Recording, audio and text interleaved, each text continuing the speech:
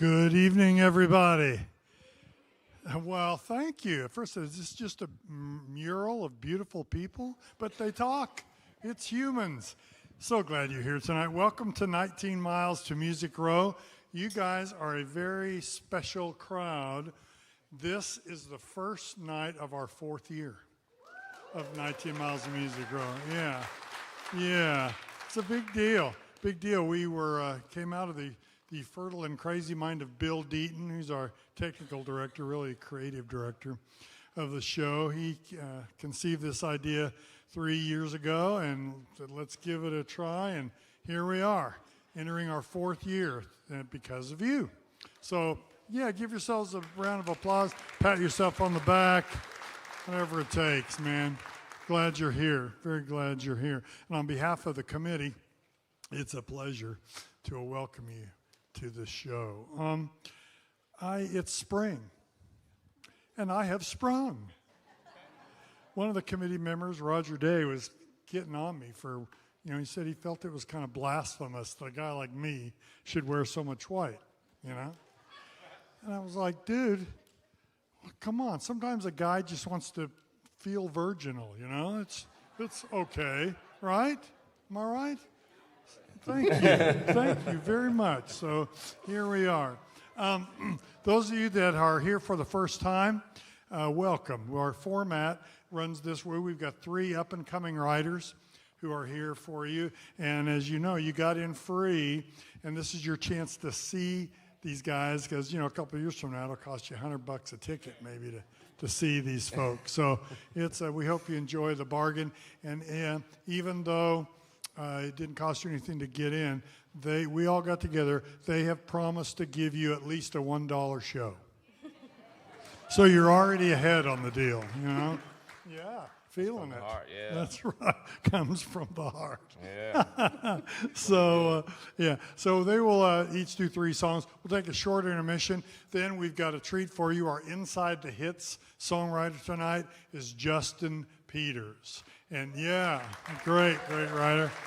I've known Justin for a long time. We used to write songs together even. And he comes from a very creative family, so it's going to be fun. During that intermission, of course, out in the lobby are the restrooms. There are snacks and beverages back there in the corner. If you like a little bit of merch, there is a donation box if you care to help us keep this rolling the way we want it to. And we appreciate that. How about we meet our writers? You ready for that? Well, good. Me too. Friends, we've got some great talent with us tonight, up-and-coming talent. Right next to me here is Jennifer Alvarado. Jennifer comes to us from Hickory, North Carolina. Welcome, Jennifer. Thank you for having me. How did music come into your life? Was it a family thing, a church thing? A little bit of all that. So my grandmother and my papa were very much into country music. Yeah. And he would play music for a radio station. And so I was constantly at their house and constantly around music. Yeah. Did he get you on the radio station ever? No, that was after, I was born, right before I was born. Okay. Yes. Yeah. And but yeah, so I've been writing since I was probably about 4 or 5. I know that sounds weird, but I've just always done music. That's really interesting. You wrote songs at 4 years old, 4 and 5. Do you remember the first one? It was about a unicorn. A unicorn. Good Yes. for you. It was Very about a lost special. unicorn. He was the last one. Oh. It was very depressing, Oh, actually. yeah. Well, glad you're here tonight. You play sad, play happy, whatever you want to play, all right? Glad to have you here.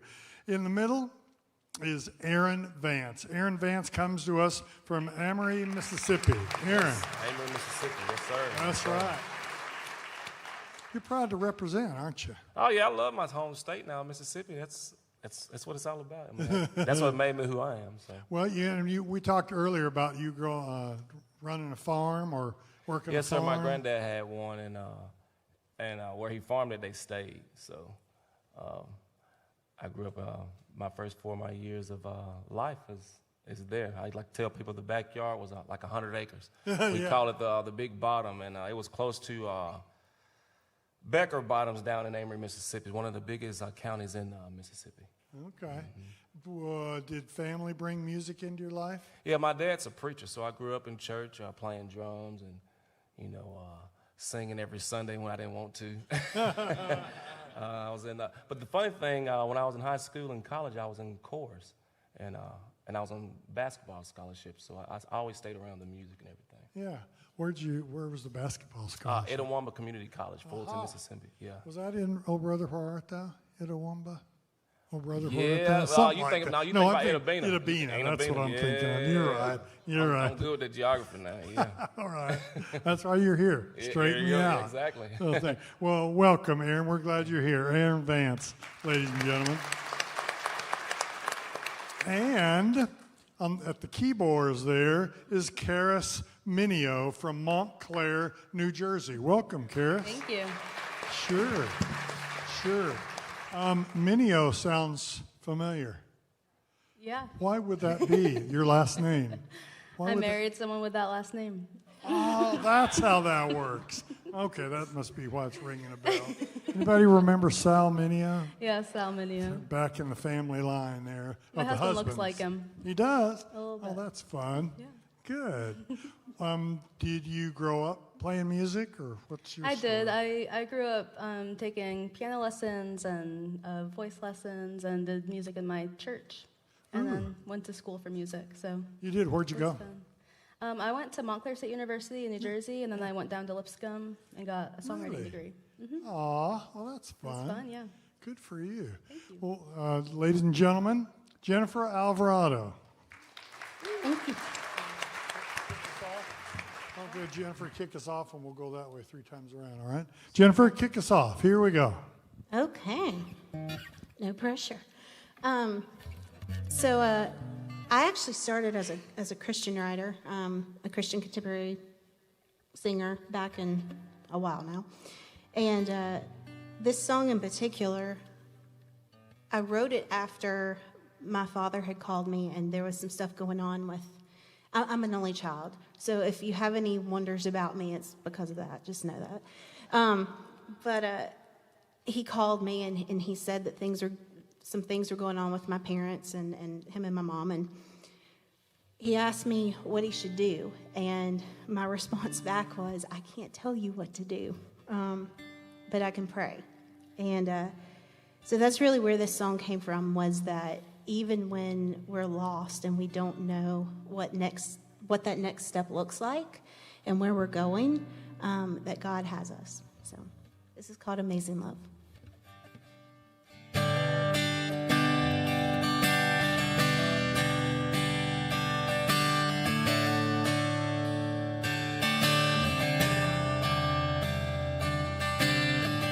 Though I may walk through the valley, I will never walk alone. I feel your presence beside me, helping me to be strong. And from the wreckage, from the chaos, you bring the dead back to life. You are amazing, love never failing.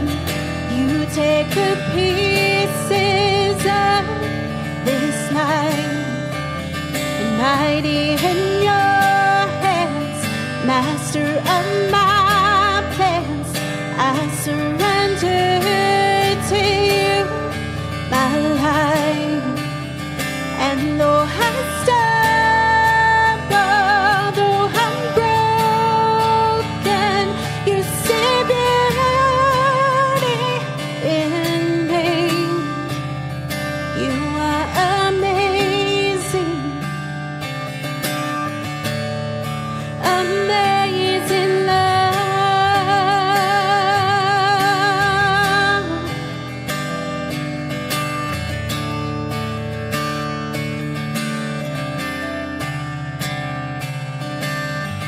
I will submit to your timing. Lord, I'm giving you control. control. And I'll give my life for your glory. Lord, I'm finally letting go. And from the broken, from the chains, you have set me free. And you are amazing, a love never failing. You take the pieces of this night, mighty in your hands, master of my plans. I surrender to you my life. And though I stumble, though I'm broken, you see beauty in me. Well, you are amazing, amazing love.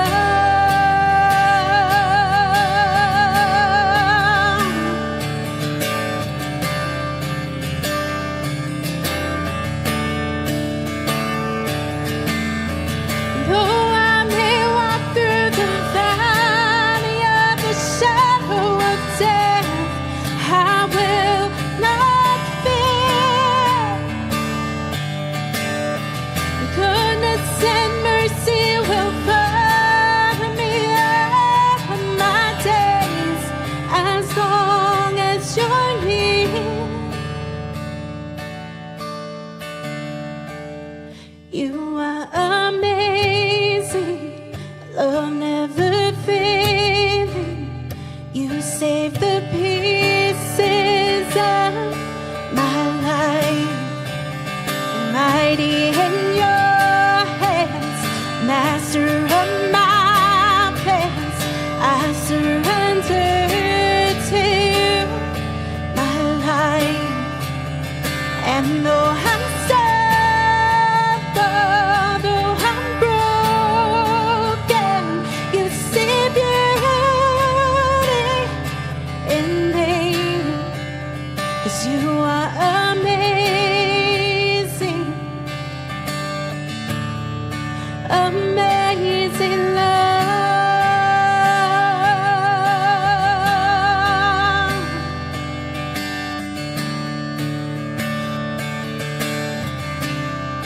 Amazing love.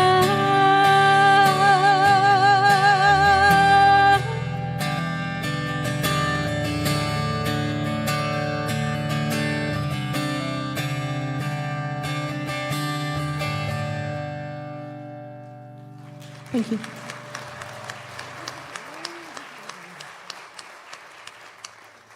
Beautiful, beautiful.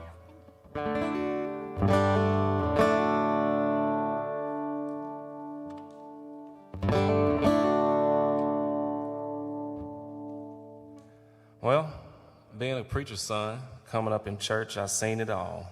I tell you that. I seen my daddy turn the other cheek, and I understand why the disciples were the way they were. And that's a real talk right there. What brought me up here was songwriting, and just, you know, I write about life. If I ain't ever done it, I ain't gonna write it. And coming up, I know from seeing my dad study and also work, you have to alter your ego to get ready to do what you have to do. No matter what you do, is pray, yoga, read a scripture.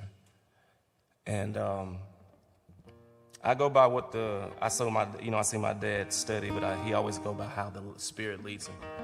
So I'm just about as country as a turnip. I've been this way since I was knee high to a grasshopper. So I didn't know we was gonna be in a church tonight. Just got off the road from Wisconsin, not Wisconsin, but North Carolina from the Merle Fest. And I had an opportunity here about 3 years back to write a song called Set the Tone. I wrote it on this guitar called a Taylor guitar. And my friend said, hey, can you meet me this thing called the Acoustic Guitar Project? and you write this song on this guitar we let you have for a week, and you perform it at the Country Music Hall of Fame. Are you in? I said, yes, I am in. Timing is everything. So I said, Lord, what am I going to do? Because the first thing people say when they got up here, they say, hey, how'd you get into country music? It's in my blood. So this is what I wrote. I'm going to cut this year.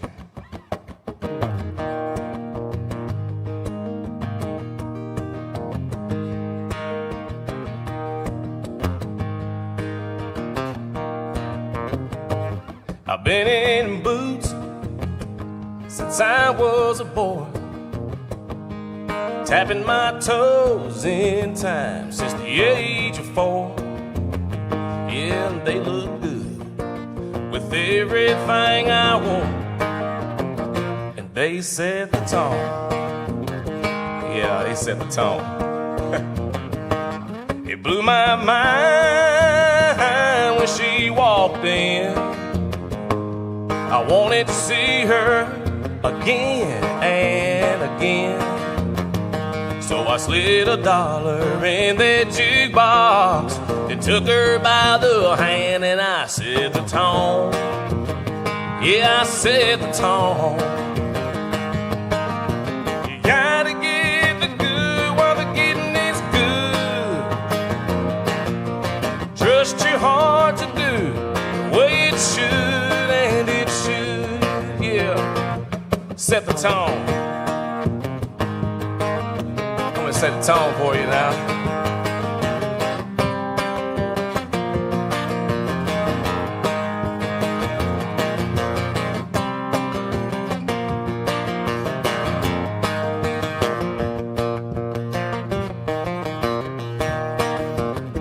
So what I did, I wrote those 2 verses. Took me a little stroll around Music Row. I had an office at RCA building. Timing is everything. I got back, ran into Dave Cobb and Chris Stapleton, chopped it up a little bit, and I got back to my office, and me and that guitar looked at one another, and this is what we wrote. With this guitar, well, it came my way, and it just said, boy, what you gonna do and what we gonna say. So I picked it up, and so I started to play, and I set the tone. Yeah, I set the tone. You gotta get the good while the getting is good, and the getting's all good. Trust your heart to do the way it should, and it should, yeah. Set the tone. You gotta set the tone. No matter what you do in life, set the tone. That's about using your heart, and that's love. I've been in boots since I was a boy, tapping my toes in time since the age of 4. Thank you.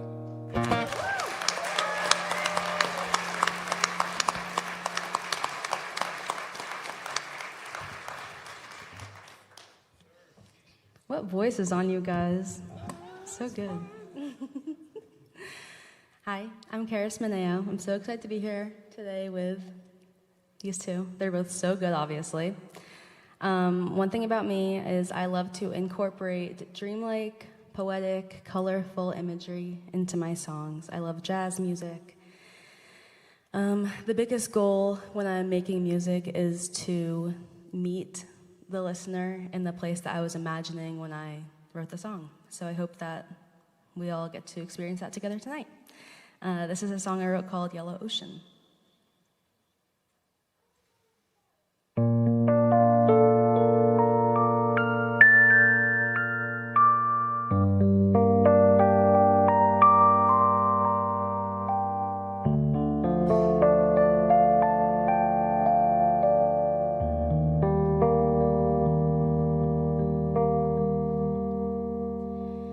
Sunset dripping gold into the yellow ocean. drinking in the colors, but lost in the green of your eyes. Roses blooming for me on the walkway. Pick one for me, baby, a memory of us. So softly, you hold my hand, so softly, you whisper to me so softly, so softly.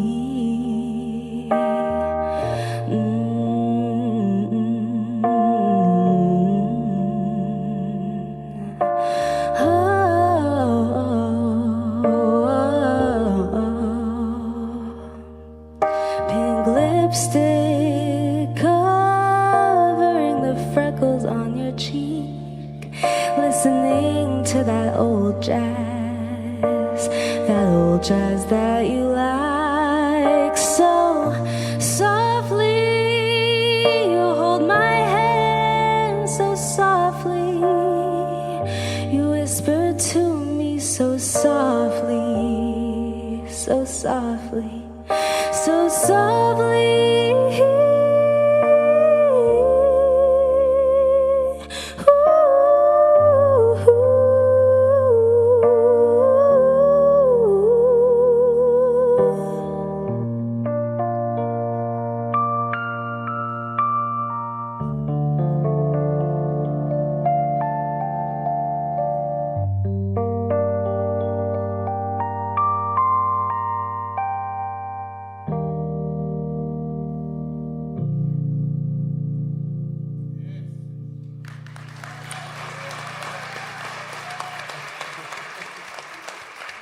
I could listen to you like the rest of my life, and I would be just fine. That was so pretty.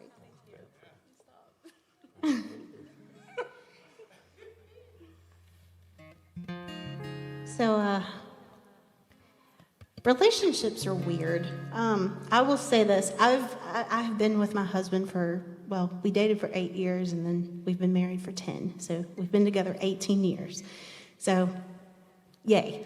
But with that said, in general, relationships are just kind of weird sometimes. And I think when you're the shy kid and the one that wants to just kind of stay hidden in their room or something, I don't know, you go home and you write songs about stuff.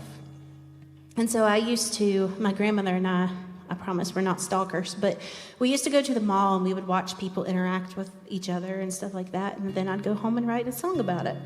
But not stalker-esque at all.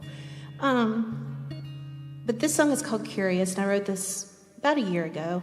And basically it's that feeling of you just met somebody, you want to know them more, but at the same time, everything could fall apart. So it's just trying to make that decision, whether to step into a relationship, whether to go on those feelings, or run, screaming down the street.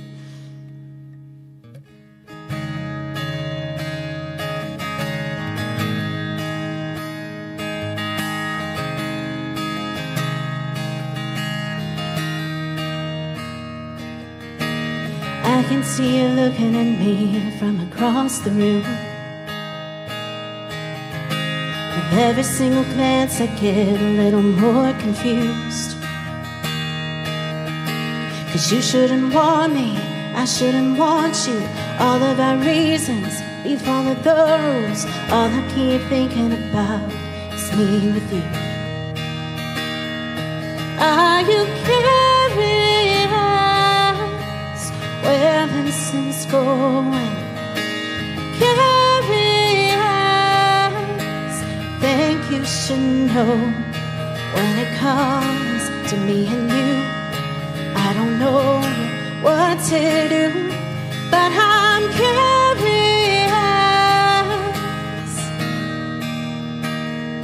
about you. I know that we both agree that we should just be friends. But when our late night conversations get deep, I can't pretend. 'Cause you know you want me, I know I want you.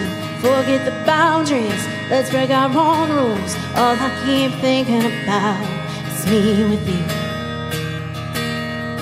Are you curious where this is going? Curious,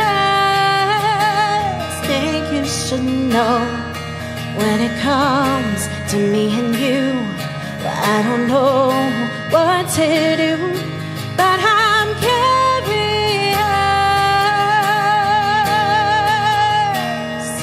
about you.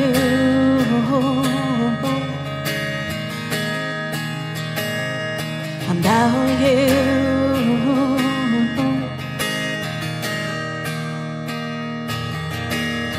'Cause one touch, I won't know what to do.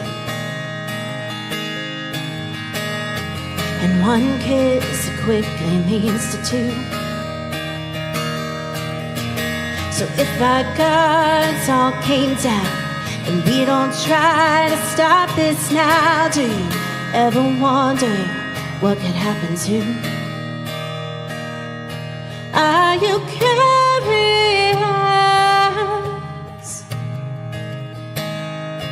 Are you curious? Are you curious where this is going? Curious, think you should know when it comes to me and you. Well, I don't know what to do, but I'm curious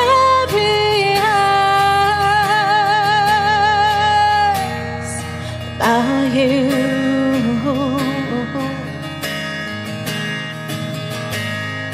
About you.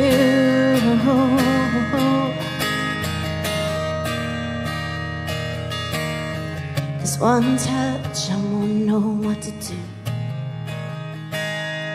About you.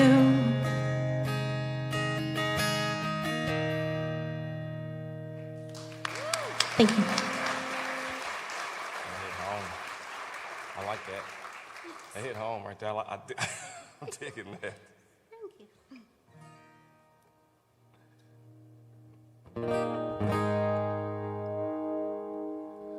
So after Set the Tone, that was back 2020. That's when the pandemic came in and everybody started acting crazy, which I understand, because I'm a type person. I love to see facial expressions. And we had the mask on, work was hard. Hey, Aaron, get this. And it's like, wait a minute, let me see your face to make sure you ain't like, you know. So I think that was everybody. And like I said, I'm a son of a preacher, and I didn't get called to preach, but it's one thing I know that everything is centered around, and that's love. So that means somebody somewhere was doing the same thing, and it's supposed to be spread out through all of us. And so America wasn't doing that at the time. I have a song coming out May 25th. And I looked up the other day what happened on May 25th. George Floyd popped up.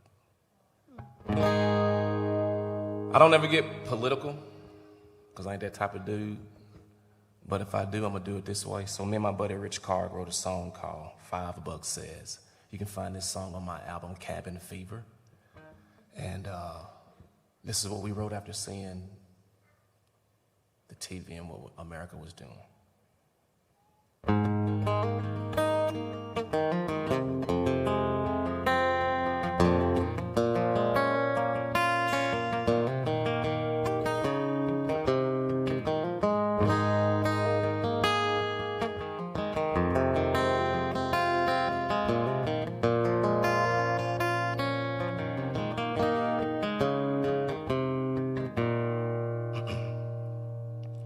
What would Lincoln say if he were here today, sitting sitting at this bar, talking like we are. What would Lincoln do?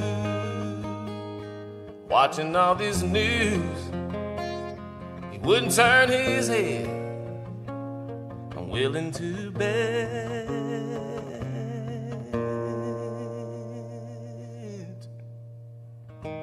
$5, still created equal. $5, he'd still be unsaved. Pull my wallet out, ask you right now. $5 says he's rolling in his grave.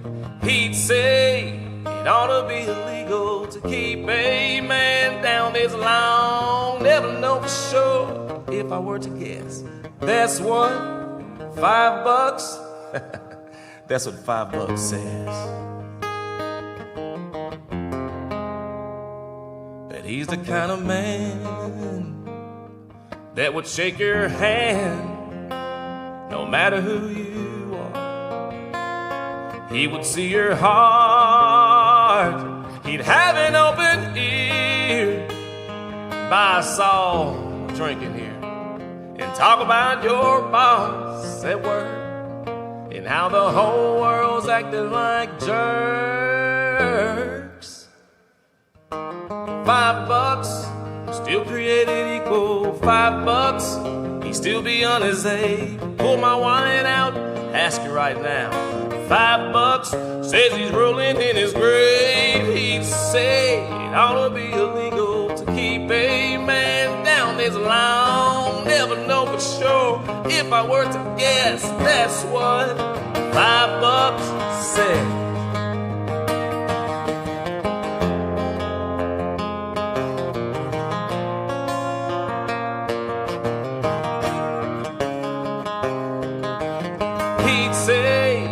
Ought to be illegal to keep a man down this long. Never know for sure if I were to guess.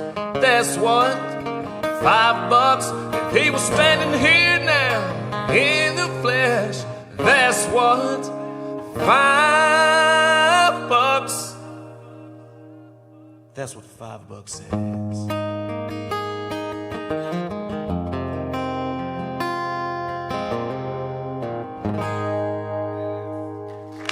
$5 says.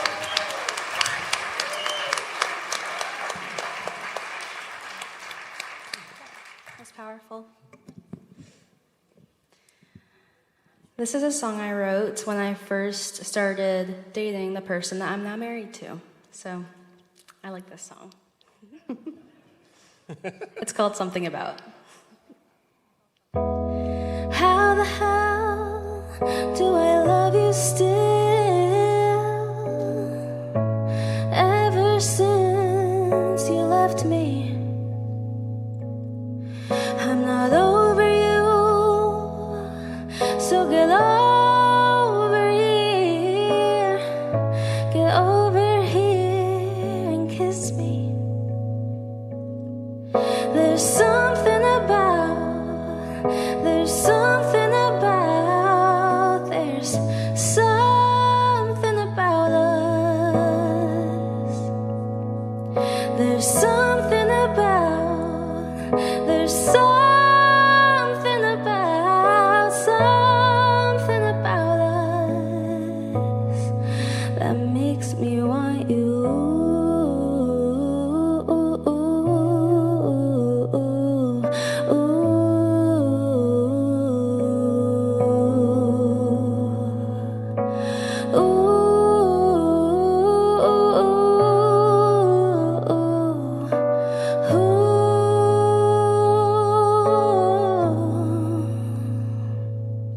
We've been lost for days in the pouring rain.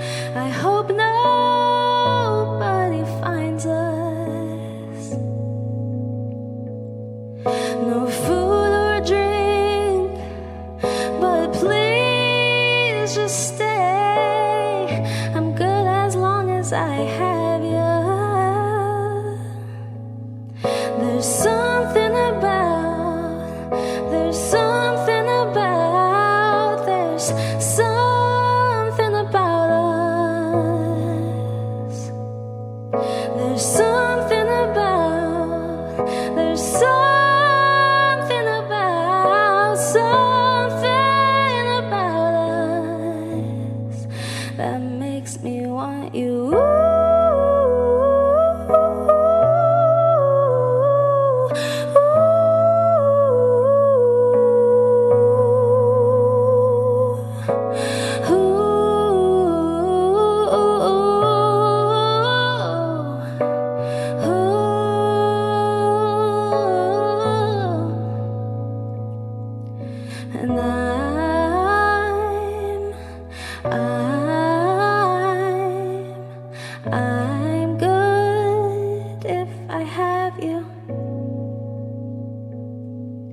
And I'm good if I have you. And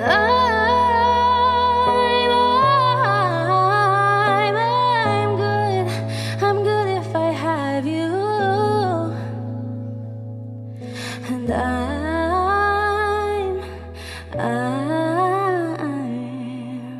I'm good if I have you. There's something about, there's something about, there's something about us.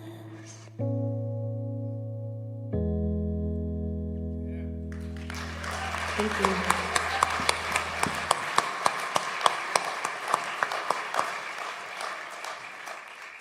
I'm mad you on playlist for real. You got them for real.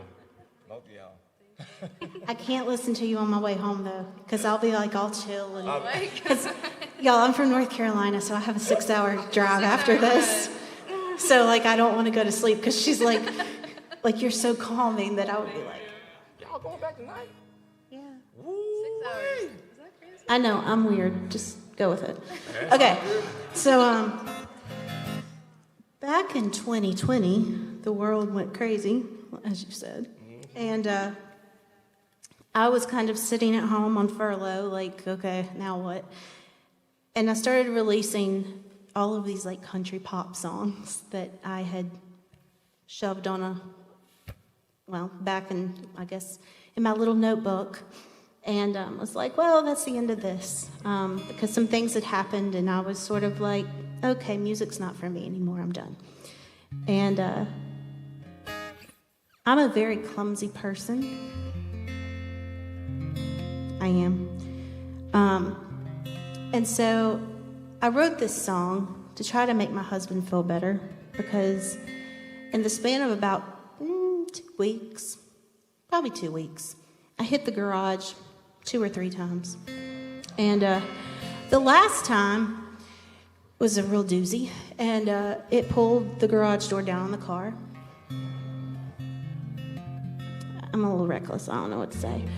Just stay away from me on the road. I promise, like, I really don't have tickets or anything, knock on wood. Okay, but anyway, so I went inside and I was like, I'm gonna write this song and make him feel better. So it's called I Break Things.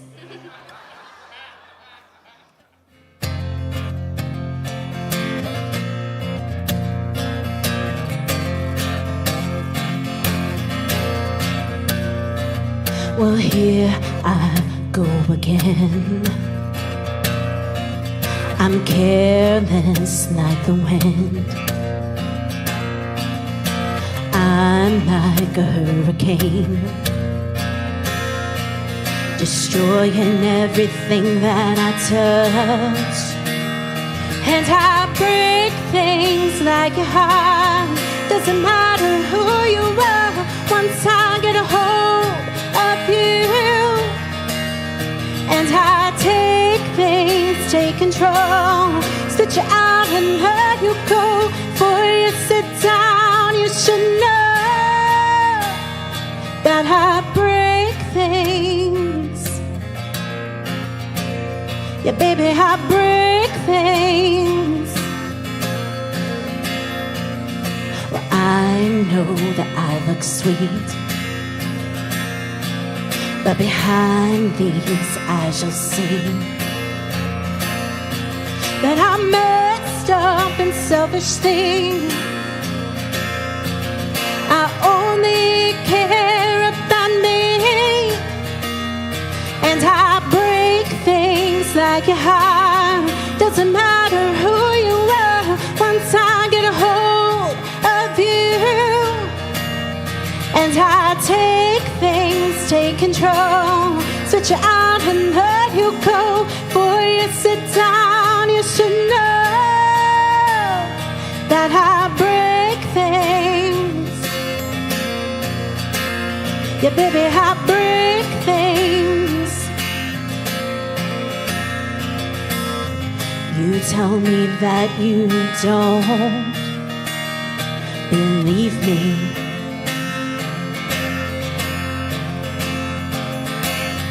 But baby, you're gonna wish you never met me. 'Cause baby, I break things like your heart. Doesn't matter who you are, once I get a hold of you. And baby, I take things, take control, stretch you out and let you go. Before you sit down, you should know that baby, I break things like your heart. Doesn't matter who you are, once I get a hold of you. And baby, I take things, take control, set you out and let you go. Before you sit down, you should know. Yeah, before you sit down, you should know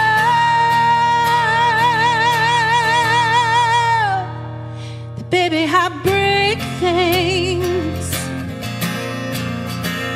Yeah, baby, I break things.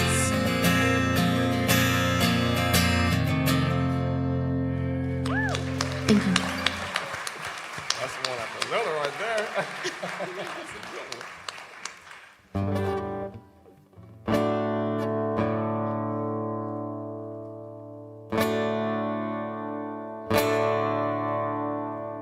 So during that 2020, we was putting those songs out, and right now I'm still doing it. I got like a whole album right now set for a gospel album.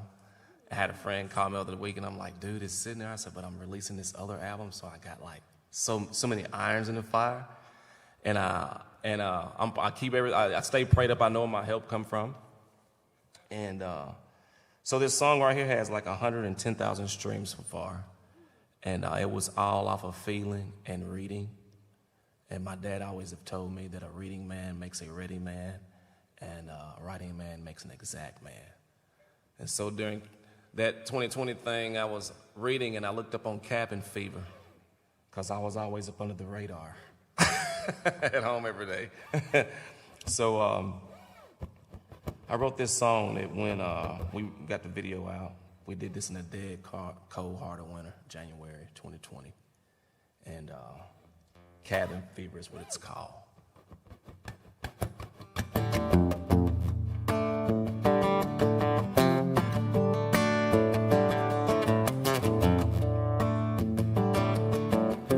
3 o'clock one morning, my old lady told me that I was gonna be a father. I've been a father for 2 years. I was happy, still happy. I wrote this song because when I wanted to go get the second test, I had to go 30 minutes away from the house.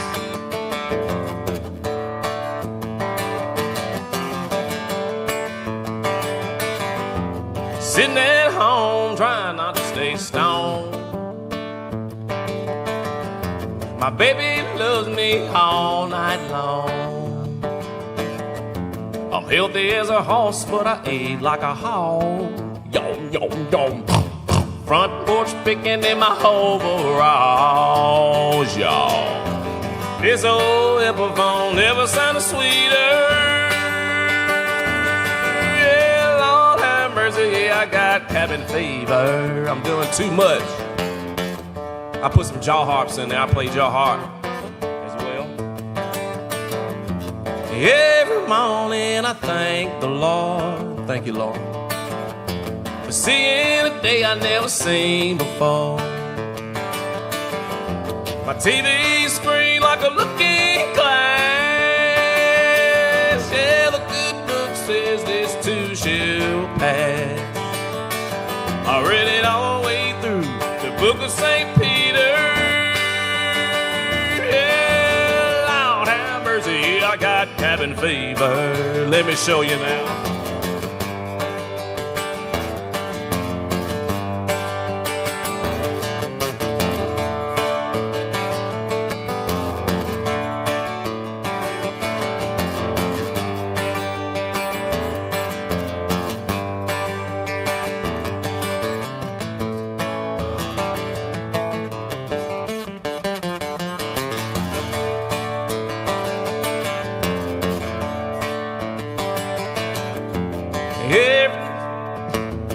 Done everything not to go insane.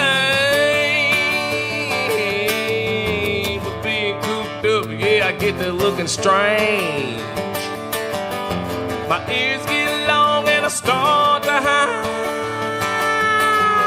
For a dang good time, yeah, that's what I'm crying about. If a wolf ain't wolfing way out in the timber, yeah, he's itching and a scratching, yeah, he got cabin fever. I ain't doing nothing, you ain't doing nothing either. If you know how I feel, then you got cabin fever. If you know how I feel, then you got cabin fever.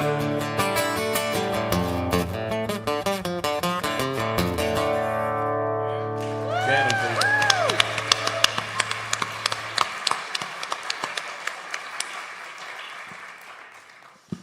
You guys both shred fully. You said that you're releasing a gospel album. What's that? Are you releasing a gospel album? Is that what you said? Yeah, I'm gonna try to have it out by try to start doing it next spring, next something like that. I got songs like "Sheep Stealing," "Jesus Is My Joy," "The Devil Is Plenty Fast, but God is Far Much Faster." Me and my friend Daniel Johnson has a song called "Love, Sweet Love," so it's. I'm so excited for that. Yeah. That's awesome. Yeah. And that break thing song, that's an earworm. That's going to be in my head for like the next month. It's awesome. Well, thanks for having us, you guys. Yeah, this is so fun.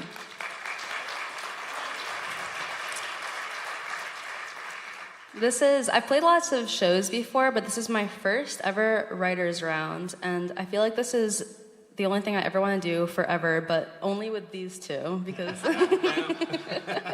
seriously. We can work that out. Okay, cool. This is my last song. It's called Moss on a Tree, and I hope you enjoy it.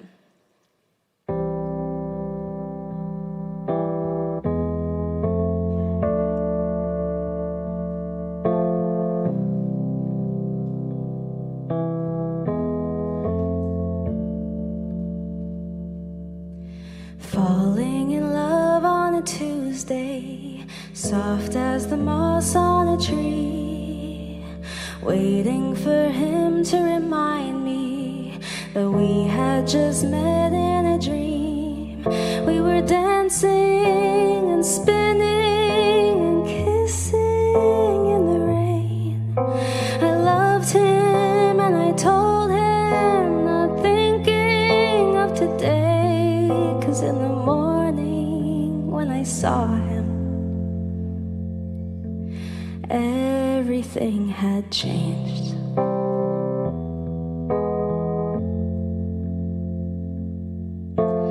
Back to real life on a Wednesday, hoping to cross paths again, knowing that he doesn't love me the same way that I felt back then. But I love him as the bluebird loves the sky. And I'll tell him, I told him, but it's too late for him and I. Now it's too late, it's over. Everything has changed.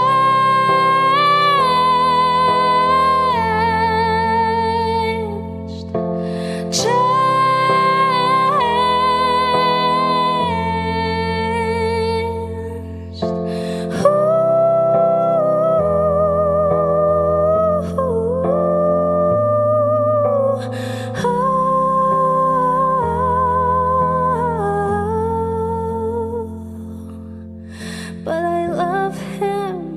I love him as the bluebird loves the sky. And I'll tell him, I told him, but it's too late for him and I. Now it's too late, it's over.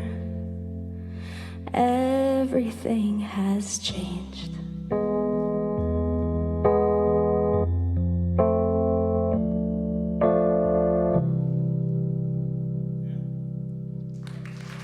Thank you. Karis Mineo. Aaron Vance, Jennifer Alvarado. Give it up, friends.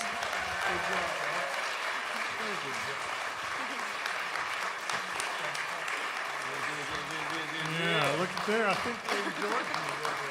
Thank you so much, y'all.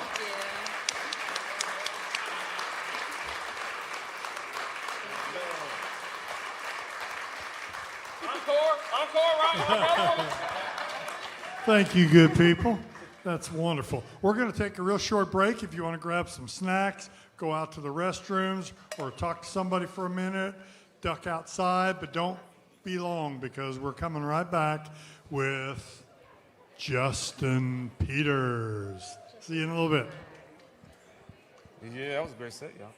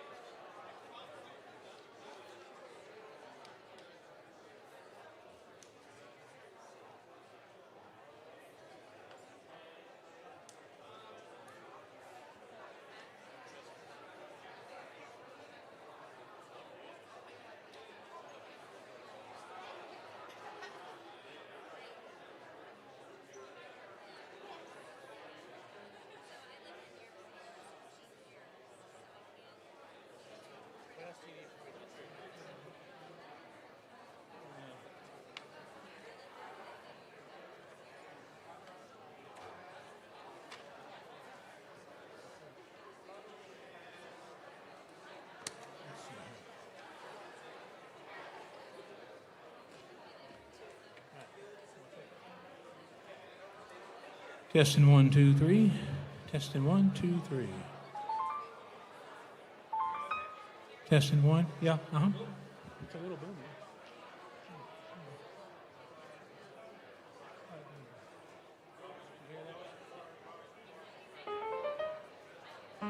Testing 1, 2, 3. Much better. Yeah. Yep.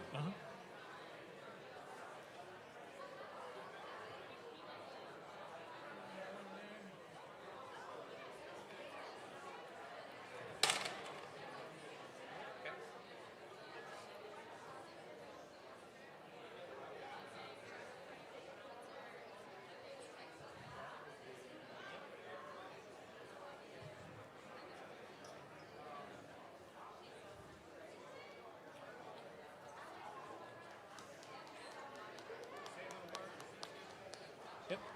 Let's see. Okay, that's fine. Testing 1, 2. Testing 1, 2.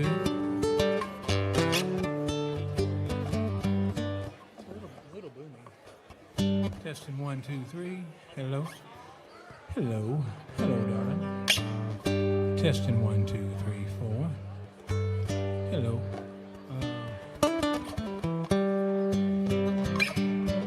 Okay. I think we're good. Yeah.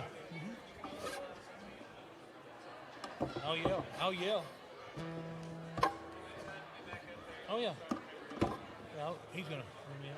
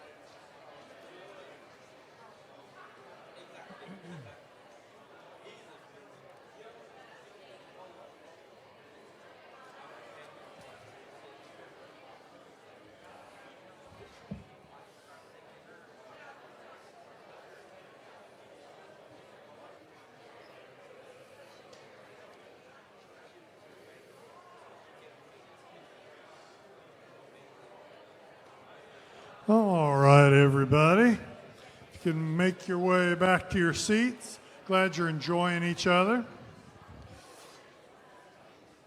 And again, welcome to 19 Miles from Music Row for the 4th season. Glad you're here. Our Inside the Hits writer, Justin Peters, is a fascinating guy. He comes from a very interesting family, which you'll hear about in a little bit.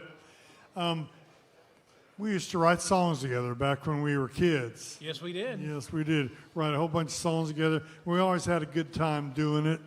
And it's a real treat to be here with Justin again and be able to introduce him as our Inside the Hits hit songwriter this evening. Justin was born in Mississippi, Jackson. His family moved here in 1966, and he was a little fella, so he had to come along. Didn't have much choice about that. Started writing songs and making music early on, and in the process has had cuts like Believers with Michael Martin Murphey, Saved by Love, Amy Grant, Wipe a Tear, Russ Taff and Orlando Draper, and 500 other songs that have been cut. Very, very prolific writer. And tonight, as opposed to me telling you his story, he's going to tell you his story using his songs. So if you would please make welcome our Inside the Hits songwriter, Justin Peters. Thank you, Dan. Appreciate you, bro. First of all, I just want to thank God for the privilege to be here tonight with you guys and for the very heartbeat He's given me to live right now. I don't take a day for granted. I got a few friends here tonight, and they just know, we can't get a day back. And I want us to live here tonight and have some memories here. I'm no special dude here. I'm just a servant, just another person here. But I do have a story, and I do have my life that I've been living. And honestly, sort of kick back and I want you to relax. And it's a little bit of, I feel like, I don't know if you ever read kids, to bed or whatever. I don't want to read y'all to sleep, okay? But I want to just, tell you a little bit about me. I've had a really interesting life. And I will tell you, when I was writing with Dan, I felt like I was writing with the producer of Pirate Radio. And I don't know if y'all know Dan very well, but he's just a crazy guy. And I was in college being crazy too. And we have a lot of great memories, don't we, Dan? And we had a couple cool cuts together with the music. But I've got to come a long ways. My wife is here tonight. Elizabeth, would you wave your hand over there? That's the best part of my life. She is definitely the best part of my life. And I'm so blessed she's here. I can't believe she's here. She's on crutches, and she came here to see me. I'm like, wow. You got to feel pretty good if you're married, and, your wife does that. But I'm going to be, I have a draft here that I'm going to sort of follow as we read this story.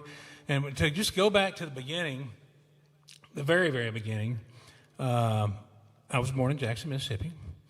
And my mother broke water on a barge going down the Mississippi River.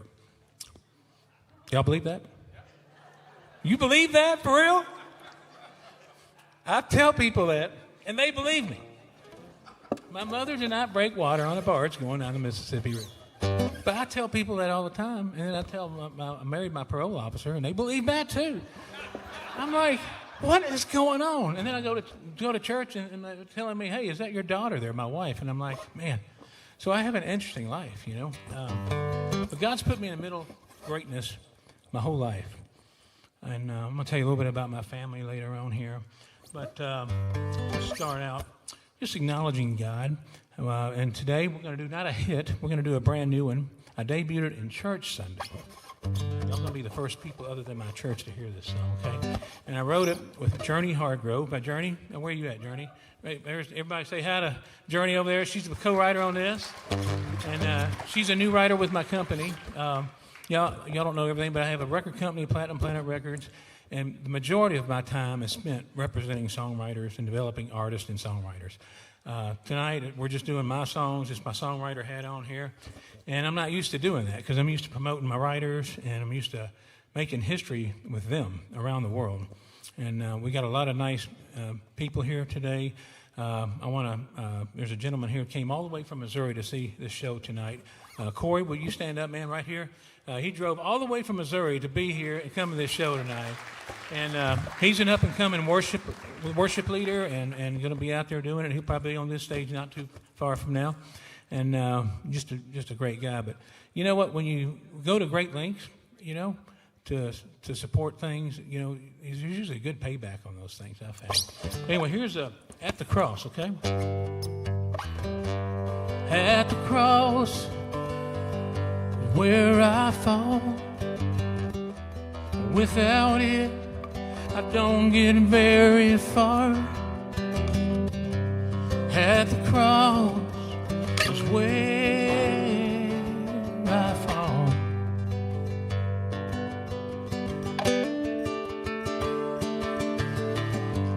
At the cross, I find peace. At the cross, sweet release. At the cross is where I fall.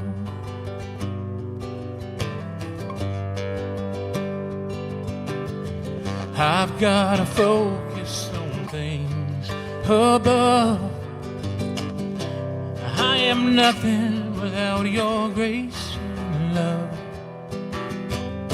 I need you, Jesus, in my life.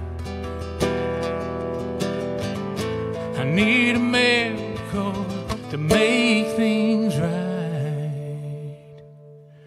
And Jesus at the cross is where I fall. Without it, I don't get very far. At the cross is where I fall.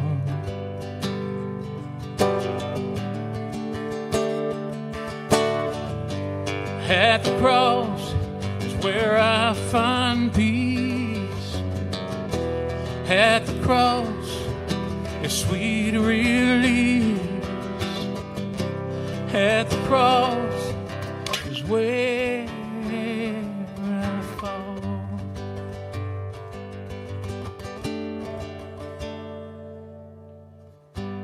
At the cross is where I fall. Without it, I don't get very far. No, at the cross is where I fall.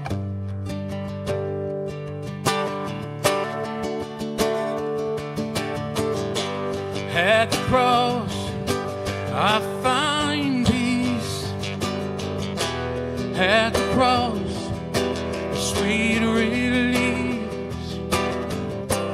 At the cross is where I fall.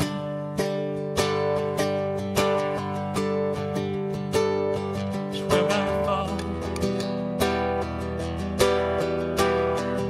Jesus, where I fall.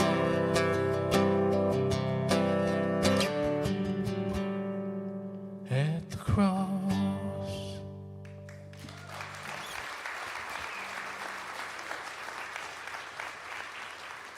So that's the truth. I mean, hey, you know, I don't know if anybody ever has a thing called trouble in their life, but you know what? If you do, and you know the Lord, you know, that's just where you got to go. You know. Anyway, I hope y'all like that. I'm thinking that that'd be a good one for the church, you know, to maybe do every now and then. What do y'all think? This next one, a song Charlie Pride cut. Dedicate this to my beloved wife, Elizabeth, over here, which her name means consecrated to God, and I'm like, wow, is that ever true for her? I hate that Charlie Pride's gone. He was a great singer, he was a great man, you know. But I know everything's gonna be alright, even when we are down and things get tight.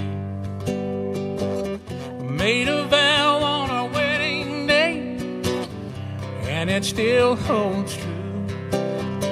Sure as the sun shines from above, we're gonna make it through. Well, I know there's so many things that never come with ease, and so much can happen that can bring us to our knees. But if the worst is the best we get, I know we'll still be fine. 'Cause His love is forever, and that's the bottom line.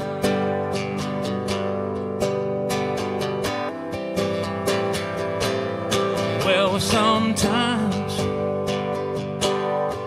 we have enough to just get by. We get behind, no matter how hard we try.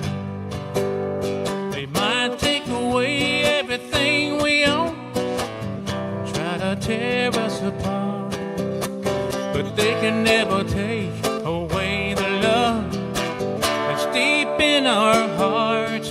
Well, I know there's so many things that never come with ease, and so much can happen that can bring us to our knees. And if the worst is the best we get, I know we'll still be fine.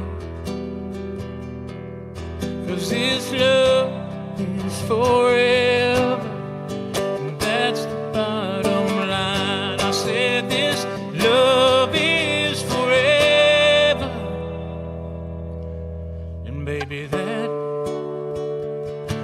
the bottom line.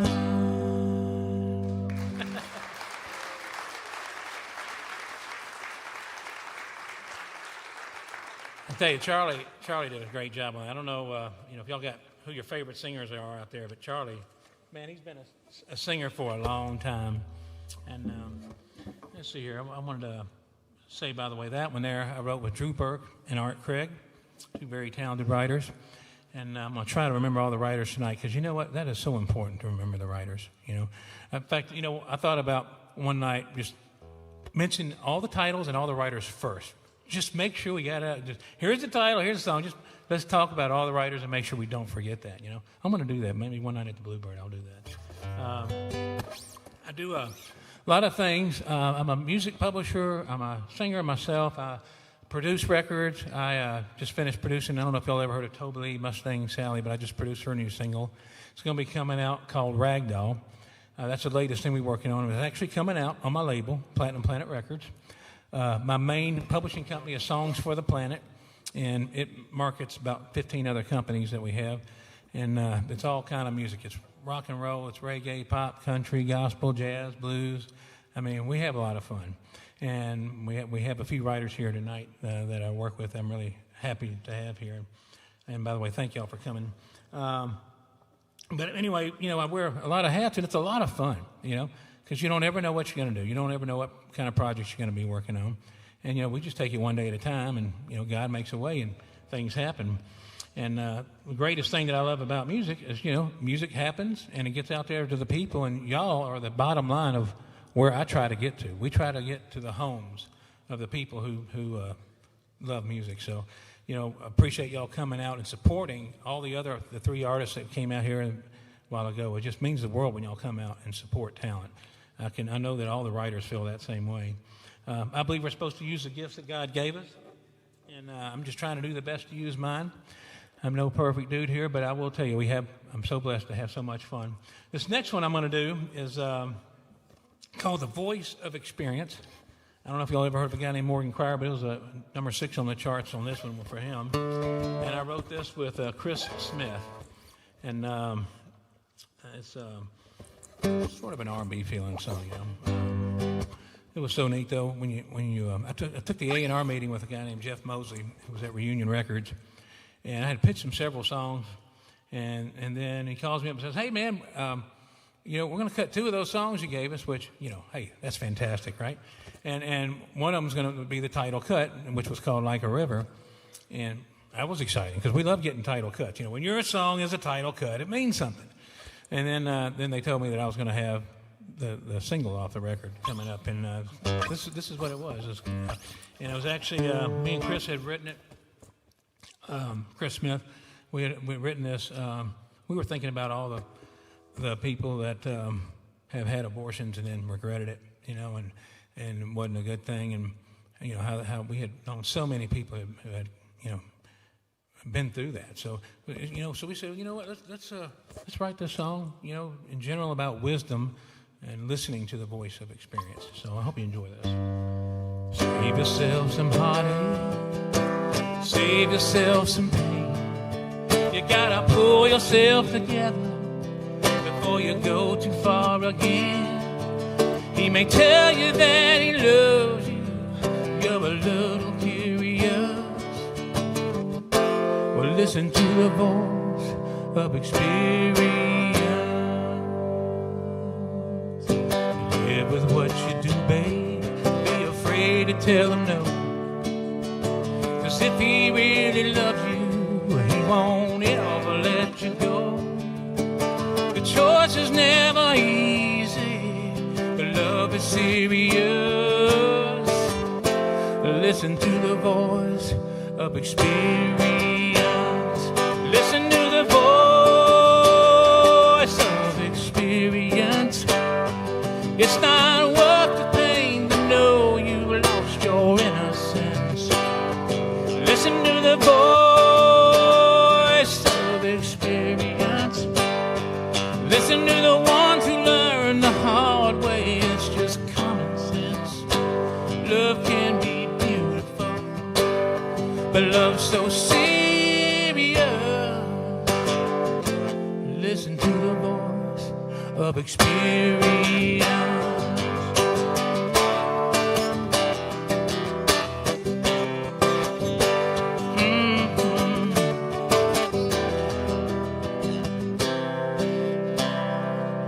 Well, it's been around forever.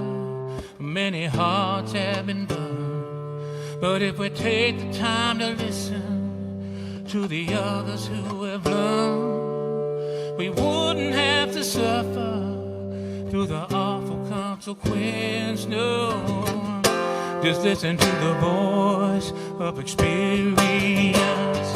Listen to the voice of experience. It's not worth the pain to know you've lost your innocence. Listen to the voice of experience. Listen to the ones who learn the hard way. It's just common sense. Love can be beautiful, but love's so serious. Listen to the voice of experience. Yeah.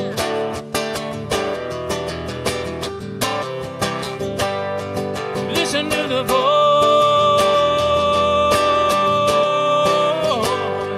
of experience. Love can be beautiful, love so serious. Listen to the voice of experience.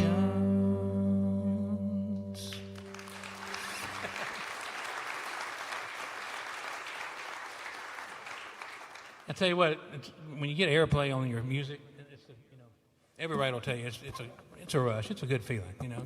You write a song, you got stations all over the world playing your music.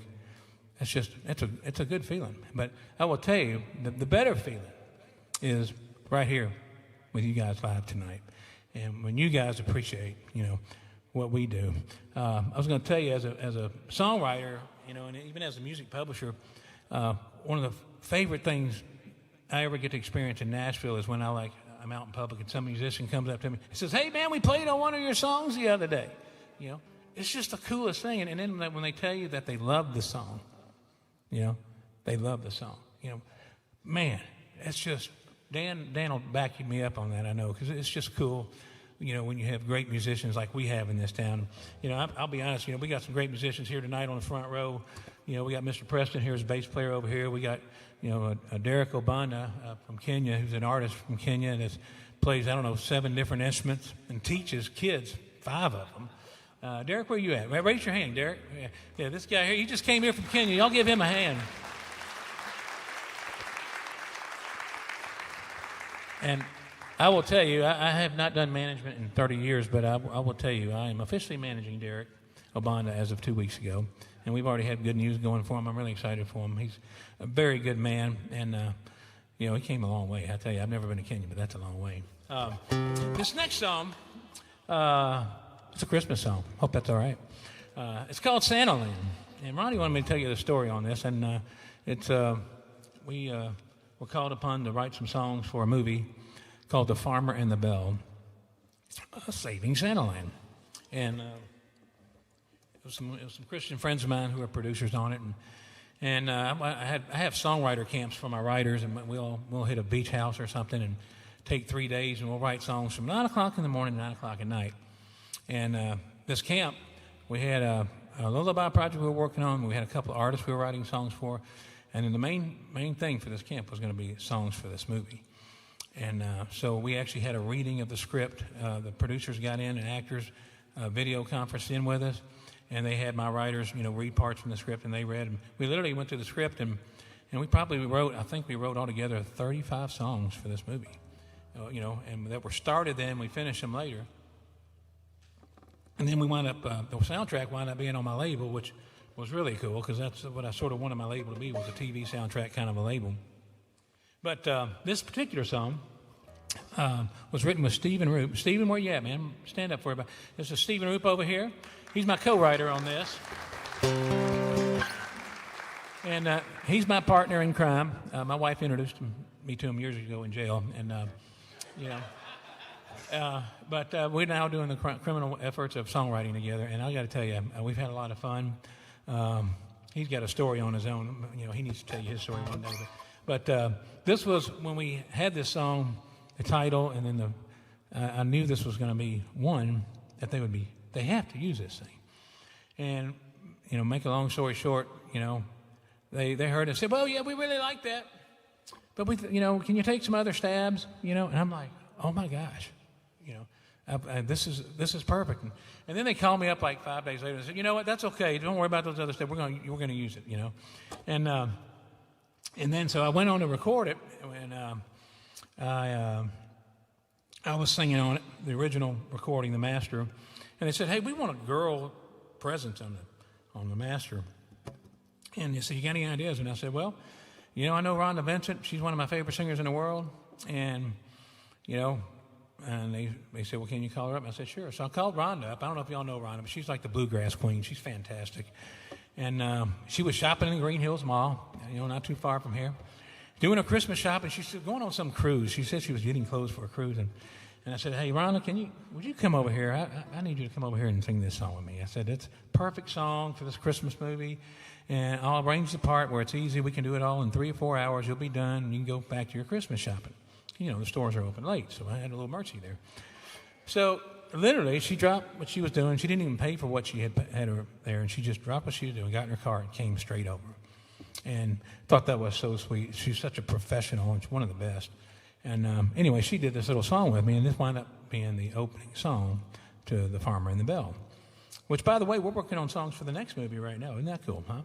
But anyway, this is called Santa Land. And one other thing I want to share about this is one of the highlights of my life. They called me up and asked me if I would be in the movie. They wanted me to come in and sing the song. And not only that, they wanted me to sing it with the entire cast of the movie, okay? So they were in Georgia. They've been shooting for 10 days, and I was supposed to come up there day 11 and 12. And Steve and Ruth went with me, and he went with me. We had a ball. But when we got there, it was so weird because like all the camera guys were singing the song, okay? Like the director was singing the song. I mean, I'm like everywhere I went, hey, Justin, hey. You know, they knew who I was. They kept coming up to me. And, I mean, everybody was singing the doggone song, and I couldn't believe it. And then Jen Gotson, who's one of the producers and then the main actress, she said, yeah, well, I put the lyrics in the bathroom. I put the lyrics in the green room. I put the lyrics in the makeup room. I think she put them on the cows. I mean, she put those lyrics everywhere. And she said for those 10 days, every day, you know, they had everybody learn the song. And it was the coolest feeling to come on that set and just know that spirit was there. And it felt like Christmas. You know, it felt like Christmas. One of the kindest sets I've ever been on. I don't know if I'll ever find a kinder set than that. But I have to say, that's a great memory in the life of a songwriter. And it's a memory that I'll never forget. And I remember the other producer was directing traffic to all the cars that were coming in for filming. And I'm like, you know, that's integrity, you know. So when you work with people of integrity, it's really inspiring, I'll tell you. But anyway, this is a fun song. And I encourage you to watch the movie. I am in it with the crew, with the cast. It's pretty cool. But we did all the songs for the movie, and it's really cool. The movie's, it's a rom-com, and it's about inner beauty and the priority that should take precedence over the outside that it should take. But it's a well-done movie. But it's a fun one. Santa Land, it's a Christmas-only dream where ho-ho hats always stay in style. Santa Land, oh, it's better than a dream. Whoa, it's a place where everybody smiles.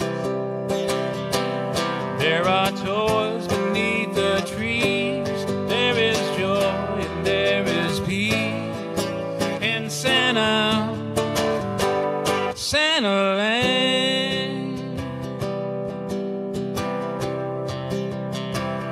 Who wouldn't want to go to a timeless world of wonder where anyone can be a child again?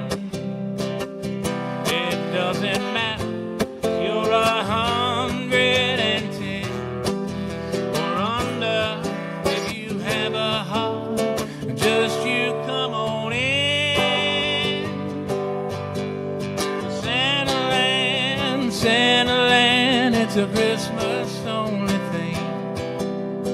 Ho-ho hats always stay in style. Santaland, Santaland, oh, it's better than a dream. Yeah, it's a place where everybody smiles. There are toys beneath the trees. There is joy and there is peace in Santaland. Santaland.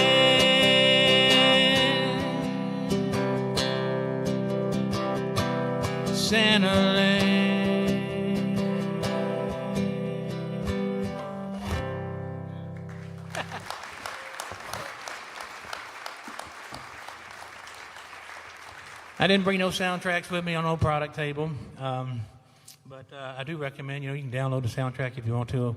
It's a great soundtrack. It's full of a lot of great songs. And while I'm in the middle of promoting, they did give me the product table tonight, but I told them I was going to use it for my son. My son just started a new coffee company called Tim Boom Roasters, based on the story of Corrie ten Boom. And he is selling or taking orders or online or whatever. You can sign up for subscription. There's on the table in the back. And his name is David Peters. And the coffee is fantastic. He's partnered with a company in Israel who supplies all the coffee for Israel. And they also do all this high-tech technology around the world to help the farmers who have not been making a lot of money. They're making 60% more money than they were making because of these Israelis who have gone in there to help them.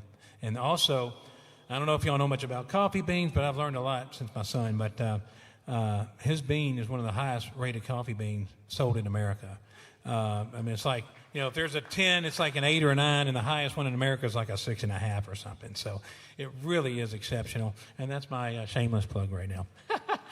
But let me tell you, my son is a fine man, and I got to tell you, the story is based on the story of Tim Boom, and their message is brewing goodness, And boy, do I believe in that. That's for what all our music efforts that we do, and my writers that I work with. We're not here to represent the dark stuff. We're here to bring light to this planet, and we're here to remember the goodness of God and encourage the goodness in each other. And that's really what my life is about. Even for the record company, we just want to encourage folks. I'm going to go here. Let's see here.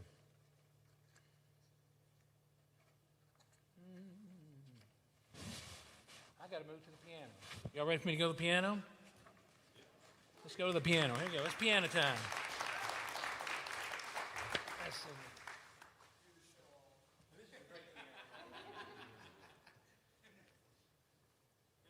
Before I do anything else, though, I've got a challenge for Dan. Dan King, where you at, Dan? This mic on? Yeah, we go. Anyway, when I got invited to do this event, I that's an honor. Sure, I'll do it. And then me being a songwriter, the next day, I'm like, okay, I started a song called 19 Miles, right? 19 Miles, okay? I stole the title from the event, right? But, I said, well, I'm going to write a song for these guys. And then I started writing it, and I had to practice for the show a little bit. I didn't have too much time. But I started it, and I'll just read you the lyric here. Let's see. 19 miles from Music Row. 19 miles, here we go. Making nickels, making dimes, one day at a time. Sometimes fast, sometimes slow. 18 miles from Music Row.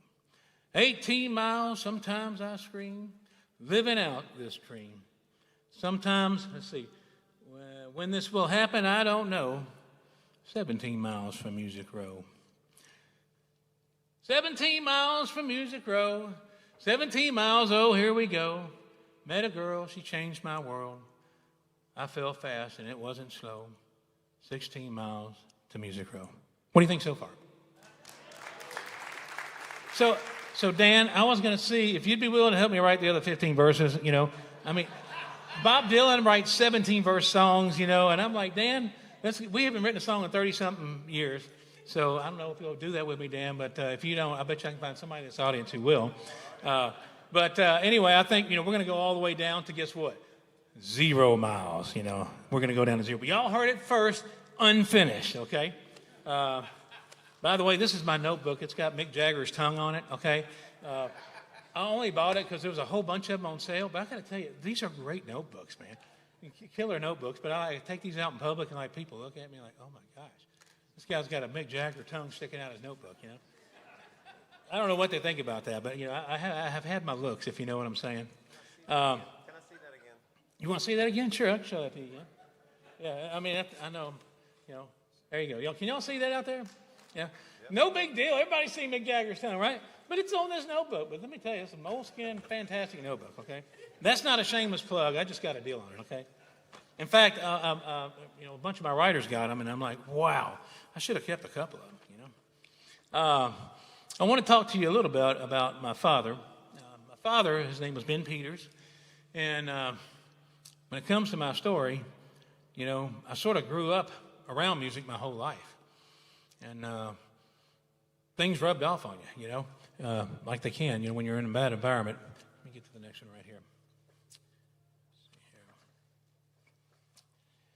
And the whole time I'm just a kid, being a kid, I'm in a musical environment. I mean, when I was 8 years old, I was playing checkers with Charlie Pride, How many people get to do that? Not too many people. Hang on a minute. Oh, yeah. Okay, I'm going to go back to the early years. That's where we're going to start. First, I'm going to go back to my first brush with rock stars. As a kid, I was 4 years old. And I don't know if y'all remember your first brush with rock stars. But my dad, as a songwriter, his first cut was Dolly Parton. Can you believe that? First cut was Dolly Parton. And we went backstage to the Ryman Auditorium to meet her. And I remember this plain as day. I was a kid, 4 years old, and I remember I looked up and I couldn't see her face. I mean, it's the truth. I had to back up to see her. And then standing next to her was Porter Wagner, and he had diamonds on his coat. And I'm like, this guy's the richest man in the world. He's got diamonds on his coat. And nobody ever told me different until like 5 years later. I'm thinking Porter Wagner was wearing real diamonds. I don't know if y'all remember all the rhinestone age. We hadn't heard Rhinestone Cowboy in a while, but those rhinestones, let me tell you, they look like diamonds. But, Dolly actually wound up later through her TV show mentoring me in the concept of faith, about believing. When you have a dream, to believe, not to give up, about God, trust in God. I mean, from her TV show with Porter Wagner, she would always plant seeds like that. And I mean, I'm just blown away that Dolly had such a big influence on my life. And I'll tell you another lady who had an influence on my life. My first gig in the entertainment business, I was 6 years old, and they paid me some really good money to be a kid actor in a commercial with Minnie Pearl. And that's a pretty cool way to start out, let me tell you. Yeah, it was amazing. She was world class. And let me tell you, I got to buy toys for 6 months, okay? And half of my money I made went to college in the future, and the other half they let me ride out however I wanted to. And let me tell you, I couldn't tell my friends about that stuff, though, because they'd get all mad about me. But Minnie wound up mentoring me, and she was the one person that probably the greatest piece of advice I could give for all of us in life, because we're all performing on the stage of life, whether you admit it or not, you are. But to love the people, Justin, love the people, and they'll love you back. And I believe that's true for everybody, not just performers. It's true for everybody. You love the people, they'll love you back. And I thought, man, as a kid, to get that message that early, I was really enriched to have that kind of, those kind of people around me. And I wasn't around Dolly. I just watched her TV show on that.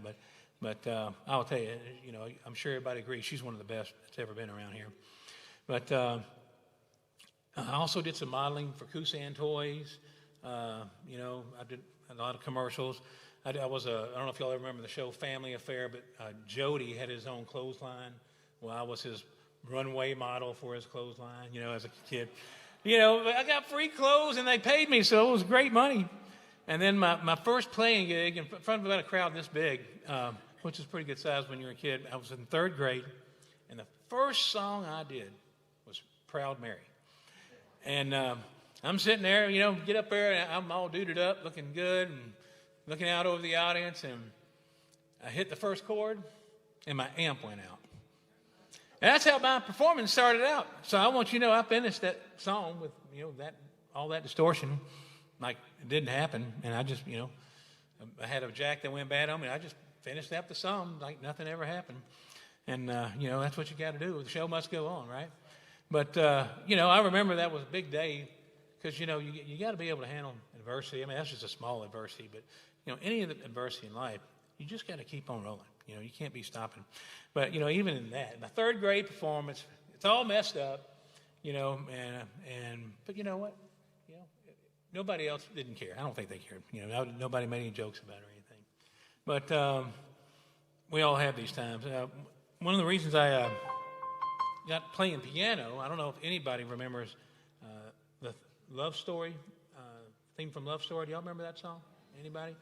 That song is the one, when I heard that, it's the one that made me want to learn piano. And I didn't, aggressively learn it over the next few years, but like 3 or 4 years later, I started getting serious about the piano. And I would learn that, and I would just, learn by ear or whatever. And that's how I got interested in the piano.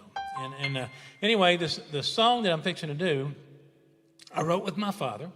And like I said, his name was Ben Peters.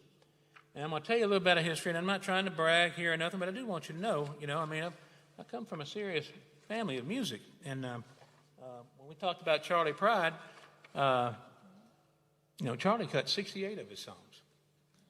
7 of them went number 1. He probably sold 50 million records just with Charlie Pride. Eddie Arnold cut 3 albums worth of his songs. I mean, legends upon legends. He starts out with Dolly Parton. That cut I told you about, she was a pop artist at the time. It was like one of her first records ever, So, you don't ever know what's going to happen. But my dad has been very blessed. He's won the Grammy. He's in the Songwriters Hall of Fame. He's had so many records, I can't even keep up with them. I mean, we're still finding cuts. We got 69 plaques we haven't even had made up, okay, of either number ones or some huge success. And let me just tell you, I think we've added up, he's over 200 million records sold as a songwriter. So he was dug in deep. Some of his biggest hits were Before the Next Teardrop Falls, Kiss an Angel, Good Morning, Daytime Friends, Nighttime Lovers. One of the biggest ones around the world was one you probably don't know, called I Want to Wake Up With You. And he sold 12 million records on an unknown reggae artist, okay? So he's been very blessed. He passed away in 2005, but his music rolls on.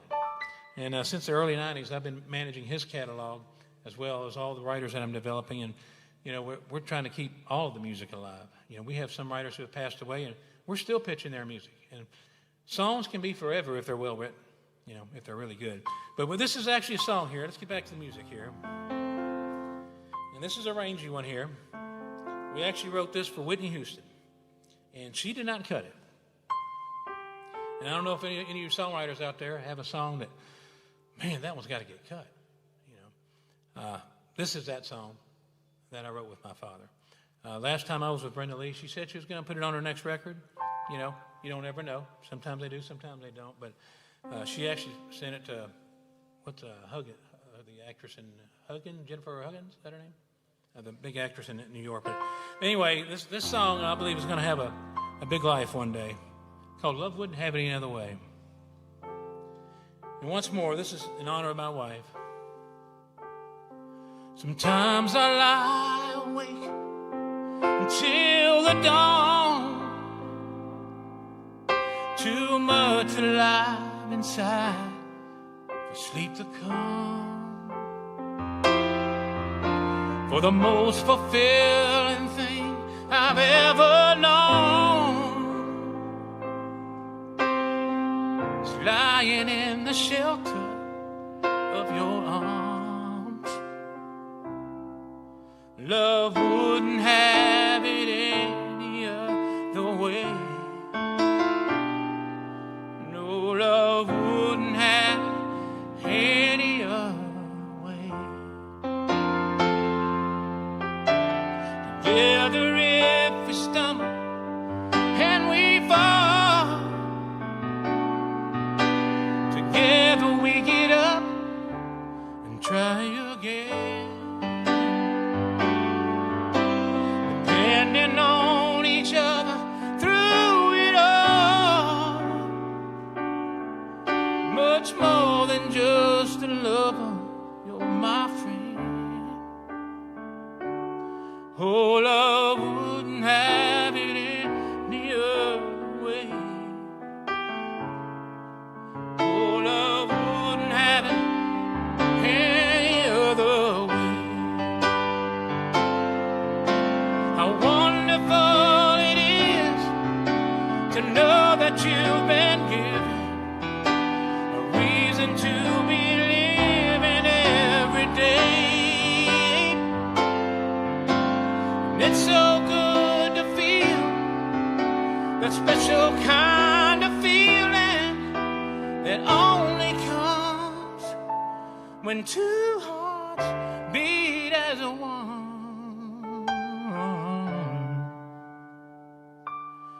Oh, love wouldn't have it any other way. No, love wouldn't have it any other way. How wonderful it is to know that you've been given a reason to be living every day. And it's so good to feel that special kind of feeling that only comes when two hearts beat as one.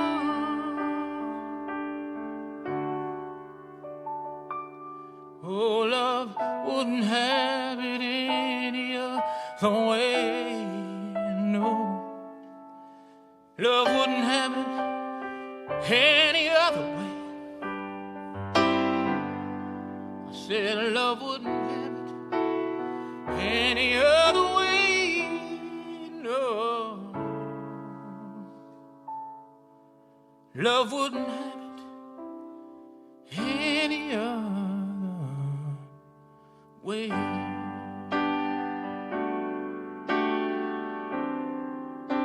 Wouldn't have it any other way.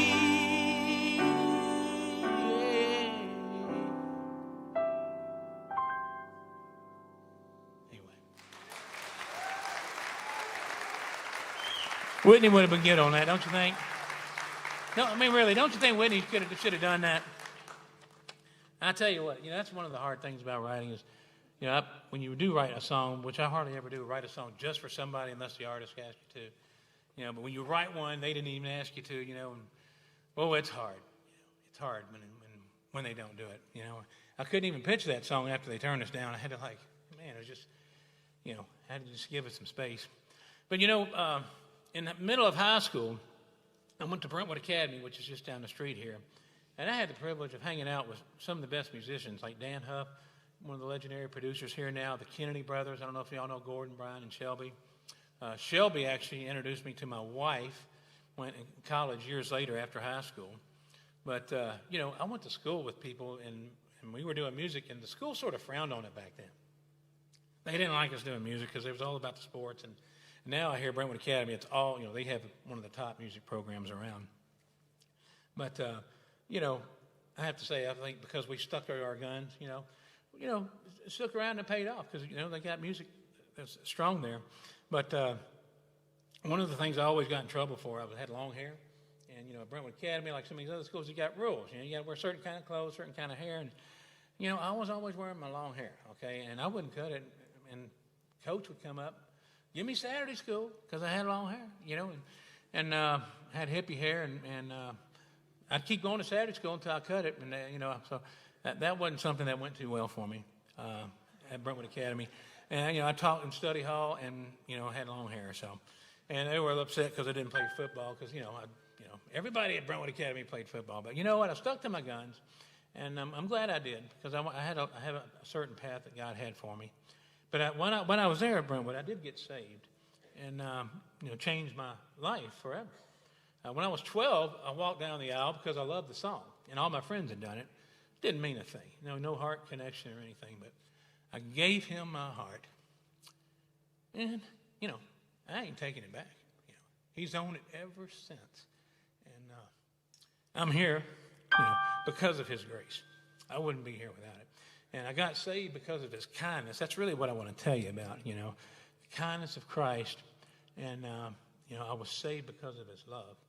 And I would go on later to write a song with my friend Chris Smith called Saved by Love, which wound up being a big song for Amy Grant, which, by the way, it was Song of the Year, #1 for 6 weeks. And I have never performed the song after I wrote it until tonight. So this is many years ago. So y'all will be the first people hearing my performance. I tried to get Amy here, but she was in her own concert tonight in another state. And I really didn't want to do this, but I told her, I said, Amy, I'm really, I'm bummed out you're not going to be there because I've been pretty proud that I've kept off this all these years. But I'm happy we're going to be happy to do that. But back to Brentwood Academy, when I was there, that's when I was actually called to do what I do. And it was a calling. Somebody, when I was a junior, asked me what a publisher was, a music publisher. And I don't know why they asked, but anyway, it scared me because I knew them all. And back then, a lot of them were pretty rough. They were doing drugs and doing a lot of stuff that wasn't cool. And anyway, that day, God called me to be a music publisher and to be a music songwriter. And he took me to this event when I was 4 years old. And it was this beautiful sunny day. Just a few silver clouds in the sky. And I was at this place, and all of these adults were crying, okay? When you're a kid, adults don't cry. And I went up to this guy, I said, what's wrong, mister? And he said his baby had gone to heaven. And it's the first time that I remember experiencing grief when I was 4. But the Lord took me back to that memory, and he said, I want you to compose and publish songs that will speak to a life going through a time like that. And then he took me to many scriptures this day, and then he ended with the scripture that says, it's better to be in the house of mourning than the house of celebration. And he said, it's because in the house of mourning there's great need. So I vowed, not knowing what I was going to do with my future until that day, that I would do this. And my company walls in the office at my studio are blue. The ink on my business card is blue. And tonight, I asked my writers to wear blue. So we would remember our purpose as we go through life. Let's not forget those who are in service. So I'd like for all my writers to stand that are here tonight. Would y'all mount standing? And would y'all give them a round of applause? These are people who care about others. And I'm so honored to be working with every one of these songwriters. Every one of them. They are the lifeblood of the future. They are the lifeblood of our culture. And thank you guys so much for coming tonight, the writers. But anyway, I don't mean to bore y'all with that story. I usually tell very few people that, but I will tell you, it's the first time I've publicly come true with that story. And I felt I was supposed to do that tonight. So I hope that was okay. Let's see here. This next song, okay, this was my first #1 song. And I don't know if y'all remember a guy named Stephen Allen Davis. He's a really big country writer. It's the first song we ever wrote together. And it was #1 in Hong Kong. How about that? #1 in Hong Kong. And believe it or not, I still make good money from Hong Kong. This was years ago. The guy who cut it, though, I'm going to tell you, most people don't know this, but it's probably the biggest cut I'll ever have the rest of my life. Because this guy was like Elvis in China, okay? China's a lot bigger than America, okay? His name was Leslie Cheung. He was a famous actor and singer. He sang and he was in all these movies, just like Elvis.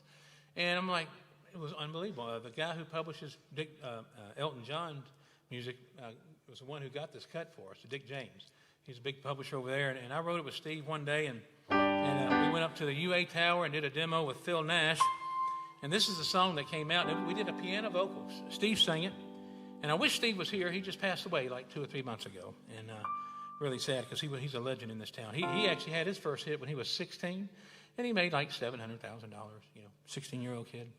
Wow, Isn't that crazy? A kid, you're 16 years old and you get a check for $700,000 for your music. And he would go on to have many other hits over the years. This is called I Never Could Have Made It Without You. And yes, you can download the Hong Kong version. It might be called Miracle because the whole recording is in Chinese except that word. Okay? Yeah, when you hear it's a miracle, that's the only part that's in English. Okay? Seriously, the whole thing is in Chinese. I didn't do the Chinese. Okay? We paid a translator. Let me see here. Look in my eyes and see the hope you've given me. Oh, it's plain to see you believed in me. Looking back, the dreams were all impossible. Now my life's so full, 'cause you were there for me. And it's a miracle, the love you've given me. Oh, I never could have made it without you. Took your endless love to see me through. You opened up my eyes, and I never dreamed my life could be this good. I hold you till it's understood that I never could have made it without you. All the times you saved my world from falling down, you kept me safe and sound, you lifted me. Stood beside a broken man and made him strong. Taught me right from wrong. I'm the best that I can be, and it's a miracle, the love you've given me. Oh, I never could have made it without you. Took your endless love to see me through. You opened up my eyes. Oh, and I never dreamed my life could be this good. I hold you till it's understood that I never could have made it without you. No, I never could have made it. No way without you.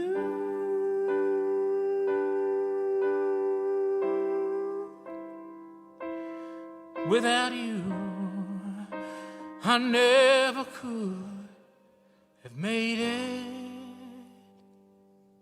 Anyway, B.J. Thomas. The great Mr. B.J. Thomas, if you want to hear that in English, he does a lot better version than I do. And it's a lot cooler to hear it in English. But did you hear that? You know, it's a miracle. You know, hey, can you imagine? Ching, chicking, chong, you know. Ching, ching, you know. Oh, boy. And I ching, ching, ching, ching, ching, ching, ching, ching. You know, actually, you know, it sounds, the Chinese language is prettier than the Netherlands language, you know. French language is pretty, you know, Mexican is pretty, but the Chinese language is a little bouncy, you know. They got their, you know, and even their calligraphy, their way they do their letters, wow. I don't know if I could ever learn that. I don't know how people write like that. Anybody here know how to do that, you know? You know what's fun, though? My company is Songs for the Planet, and we literally have hits all over the world. We have songs all over the world. I mean, I remember, I couldn't believe it. We got a $10,000 check from Turkey for performances on one song on the radio. And I'm like, you don't understand. You make $10,000 in Turkey. That's pretty good. Because, you know, you go around the world, the big markets are like Germany, Australia, England. You know, you got about 7 big countries. And then you got a whole lot of little ones, you know. But what's so cool is they're all important, you know. And our Kenyan artist here, he's one of the artists that's been over there, well known over there in Kenya. And he's, you know, we're going to go take some things back to his country, and we're going to go bless his nation with some things in the future. And but anyway, it's exciting to work with somebody like Derek Obanda here, you know, who's such a fine talent, such a fine man. And when you do that with people and you do it all over the world, It's the rush. You know, it's the greatest feeling in the world. So now, one of my goals out of high school, when I was in college, was that I wanted to be on the first Christian record to ship gold. Sorry about that.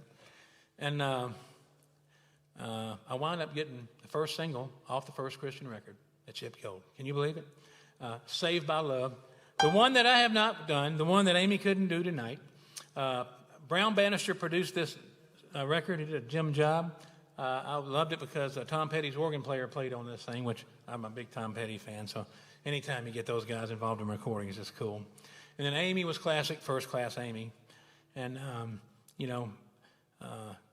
it's great when you have a great artist, you have a great production, and everything lines up. It doesn't happen all the time. Billy Ray Cyrus, y'all remember Achy Breaky Heart? You know, that was a big hookup. You know, usually artists don't pick the songs that are winners, but he picked that song. And, some people are mad at him for it, but, some people are tired of it. But that song, the production, him, everything lined up for him was just perfect, how it worked out for him for that song. That happens like with Garth Brooks, Friends in Low Places, songs like that. Garth didn't want to do that song, it was one of his biggest songs. But anyway, we're going to attempt to do Saved by Love for the very first time. And I want you to know, when I practiced, I did not do the whole song. I practiced in pieces, so I could do this for y'all tonight. So I hope y'all will enjoy this. Everybody doing good? Promised? Okay. I don't mean to be long-winded. I didn't time this show, and you know what? Ronnie, you kick me out of here if I need to be going, okay? I'm just going to go till you kick me out of here. No. I do have an ending, and...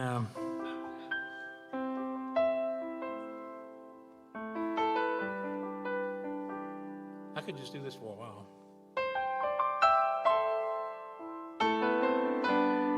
This is how I started the song. I wrote the song with Chris Smith and Amy Grant. And me and Chris, I had the idea of Saved by Love from when I got saved when I was 16. And we got together and I said, well, let's write Saved by Love because that's my testimony song anyway. Anyway, we wrote it. We didn't have all the lyrics done. And but we had most of the music, almost all the music done. Most of the lyrics were done. And I took it to Amy Grant's manager, and he loved it. And he pulled her in on it, and she finished out the lyric. And next thing you know, they're calling me up, telling me we're going to have the first single on the record. So big deal, big day. But this is how the lick, I just when we were writing this song, I was just doing this.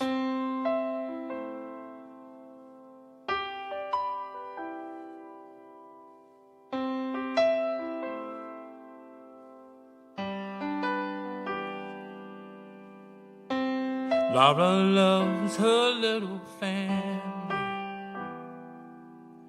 She's the kind of woman who loves him with her life. But sometimes in the evening, when the world rests on her shoulders, with the walls closing in, she'll close her eyes. Whoa, it's not like she misses being younger. Though she never was in Vogue magazine or on TV.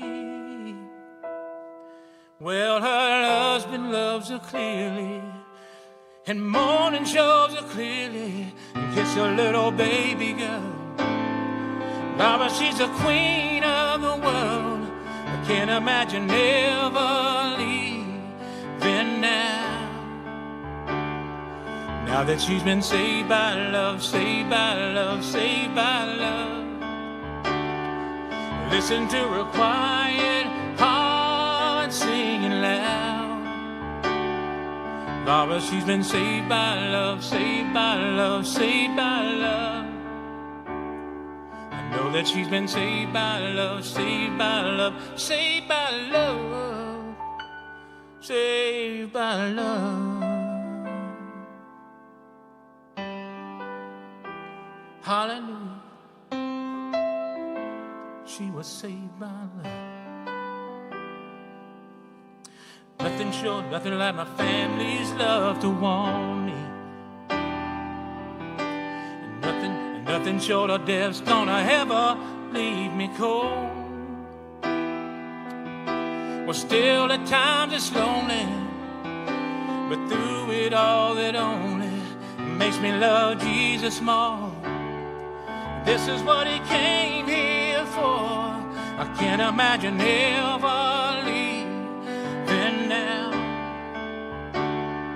Now that I've been saved by love, saved by love, saved by love, He's done and turned my crazy world back around.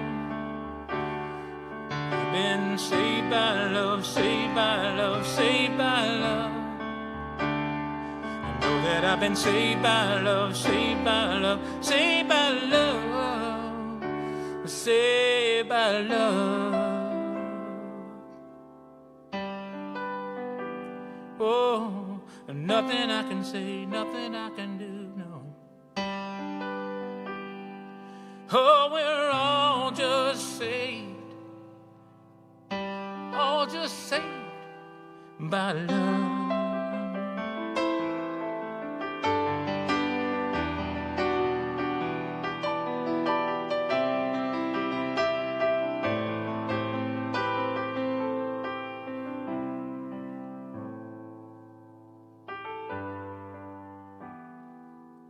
We're all just saved by love.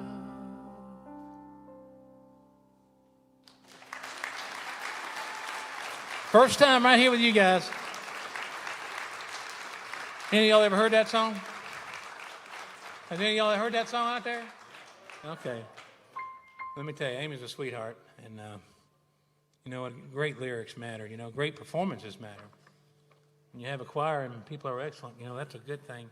Thank y'all for listening to that and for being here tonight, period, just to come here at all. One of my co-writers that I've worked with over the years is a gentleman by the name of Jimmy Fortune. Anybody know that name? Y'all ever heard of the Statler Brothers? Yeah, well, he was their lead singer for years. He was a tenor. He's been singing on his own the last few years, and we've written quite a few things together. But this is one that he cut that he actually didn't write with me. In fact, I'll tell you, one of the last cuts I got was with Jimmy. Y'all ever heard of Daly and Vincent? Well, anyway, we got a song on there that we wrote with Jimmy, and Alison Krauss sings harmony on it. And I'm a big Alison Krauss fan. I don't know if you guys like Alison, but I mean, she can sing the phone book. She's unbelievable, you know. But Jimmy and I wrote that song there. Y'all should support Daly and Vincent because they're a good group out there. Anyway, this is called Christmas. It's Christmas Time Again. And he actually asked me to do a duet with him on this, which was an honor because he's in the Hall of Fame. And, you know, what does he need me for? You know, he's out there singing like you can't believe. But it was really an honor when he asked me, and he asked me to do it on his TV show and all that stuff. And, you know, it's fun to work with great artists, like I said. But this is one that I wrote with a girl named Constance. And she's a West Virginia songwriter. She's had a lot of success here. And this is one that we wrote called Christmas. It's Christmas Time Again. I hear carols ring from Rush City streets. I hear children singing with their voices so sweet. And there's a chill in the air and a star that's shining bright. There's a boy telling Grandpa what he wants tonight. It's Christmas time again, winter's blowing in, a time for peace on all the earth as we remember Jesus' birth. It's Christmas time again, time for family and friends. Oh, it's so good when it's Christmas time again.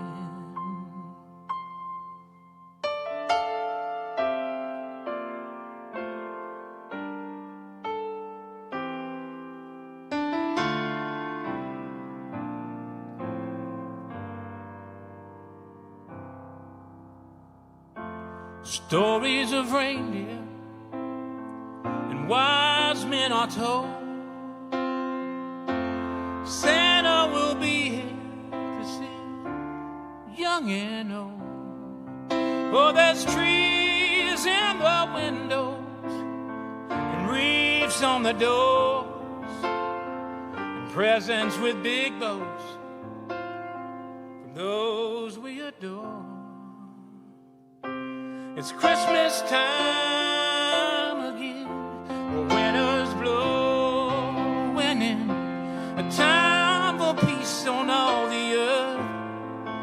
we remember Jesus' birth.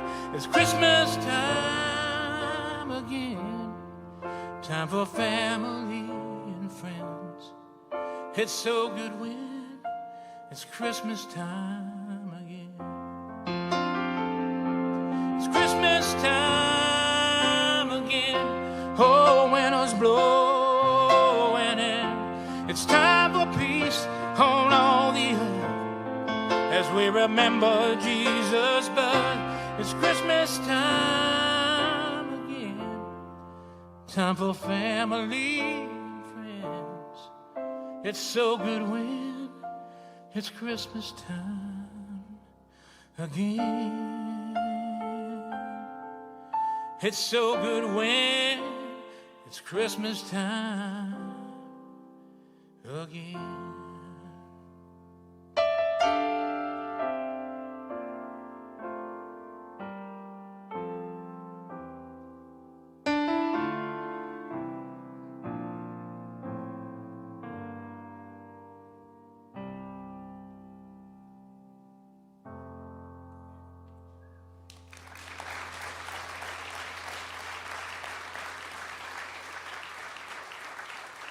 Anybody ready for Christmas?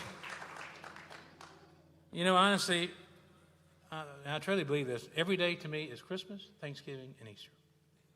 Because I believe if you're a Christian, you have to walk in victory, number one. Number two, you know, every day really is a gift. Every day is a gift. And Thanksgiving, because I am so thankful. I get to do something that not only I love, but He lets me be fulfilled in, and He lets me help others in. And what a gift. And I encourage y'all, every one of y'all here has gifts that the Lord has given you. And please don't bury those gifts. You know, sometimes God may hide you for a season because He's wanting to run you through the fire to grow you up so you can go out there and really shine.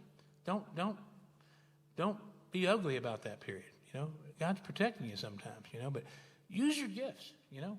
I don't care if it's, you know, growing watermelons, doing laundry, teaching, preaching, you know.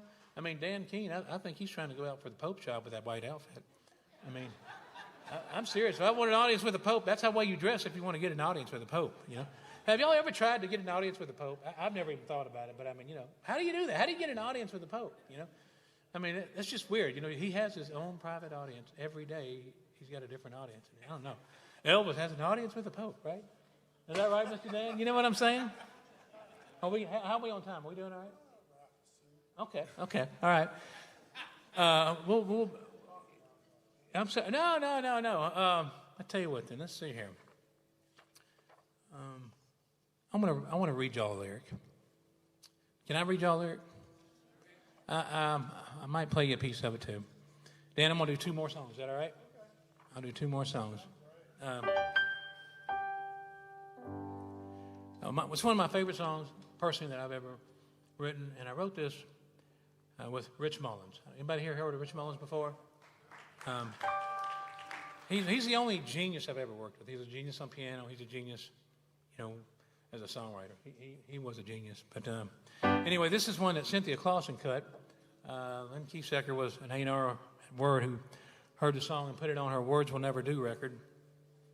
And it's one of my favorite songs, and I wrote it with Rich, and I'm like, I miss Rich, but I'll do a little bit of this. And then the finale song I'm going to do is another Rich Mullins song that nobody's ever heard, ever, and it's from a musical that even his family doesn't even know exists.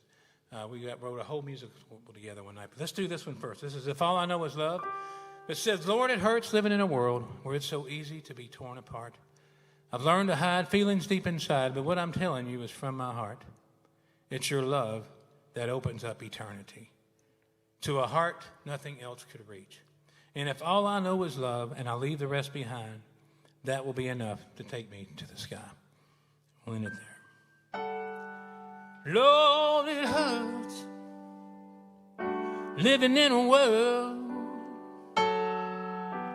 where it's so easy to be torn apart.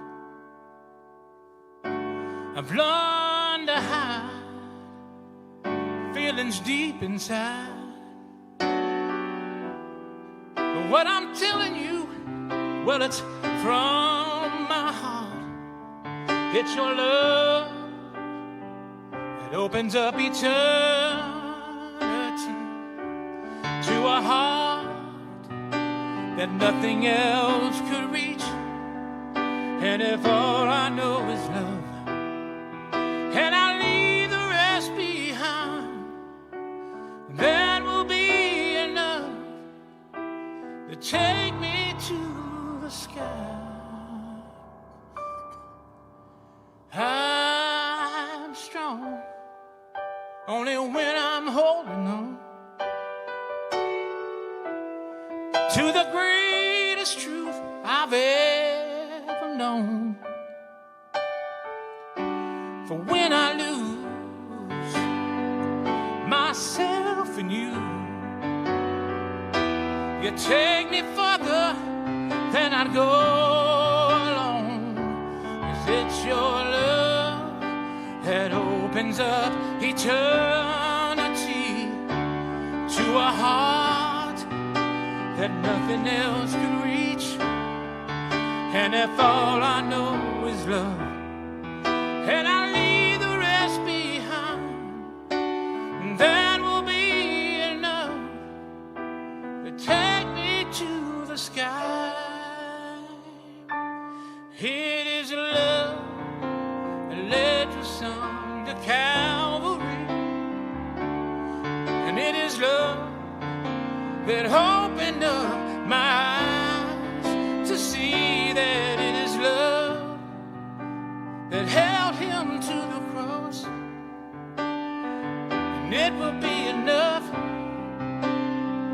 if all I know is love, and if all I know is love, and I leave the rest behind, that will be enough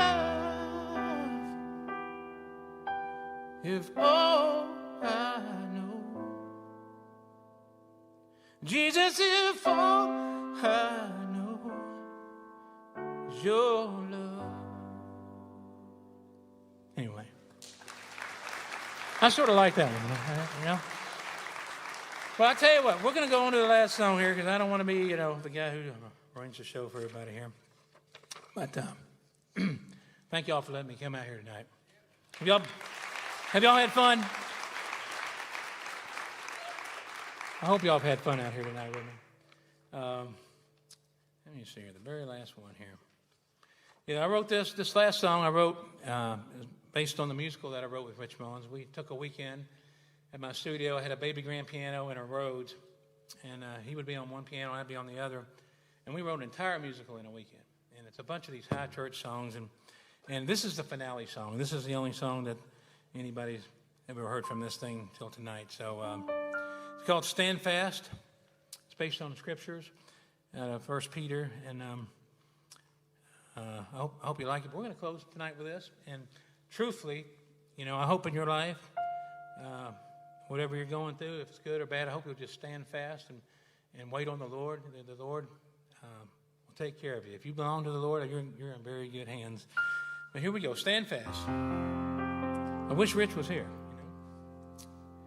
If you will humble yourself beneath God's mighty hand, stand fast.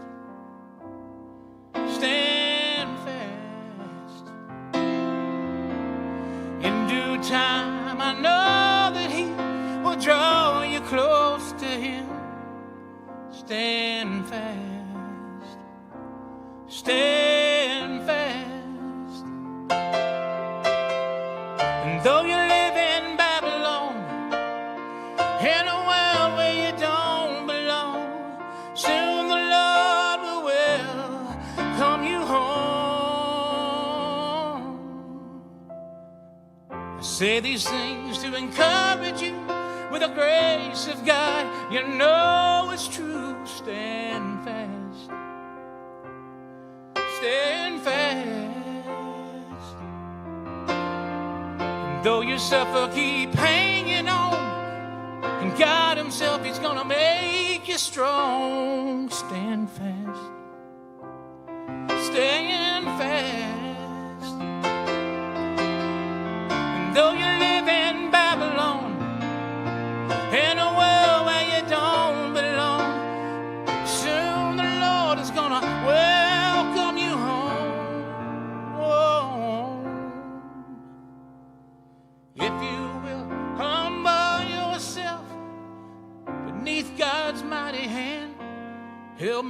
you stand fast. Stand fast. Peace to you who are in Christ.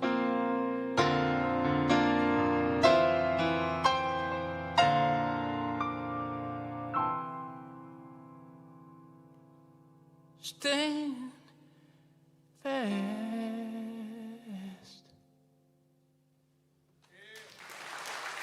Thank y'all so much for letting me be here with you. Justin Peters, ladies and gentlemen. Good to see you, Val. Good to see you, Dan. Very special. I appreciate it very much. Thank you. Yeah, we at 19 Miles, we like to provide you a lot of inside information, and I think you got a full adult portion of that tonight, right? Some great stories behind the songs. And Yeah, hey, for we any appreciate it. songwriters, I got a guy who's going to be passing out tips to songwriters. We were going to get to that, but Nathan, will you raise your hand up there? He's going to be passing these out at the end of the door. If you want some tips for songwriting, grab them from him. That's just a little extra gift on the way out. Well, thank you. got Thanks it. again to Justin Peters. Folks, we'll be back first Tuesday of next month with another edition of 19 Miles of Music Row. Remember, share the music you love with the people you love. Good night.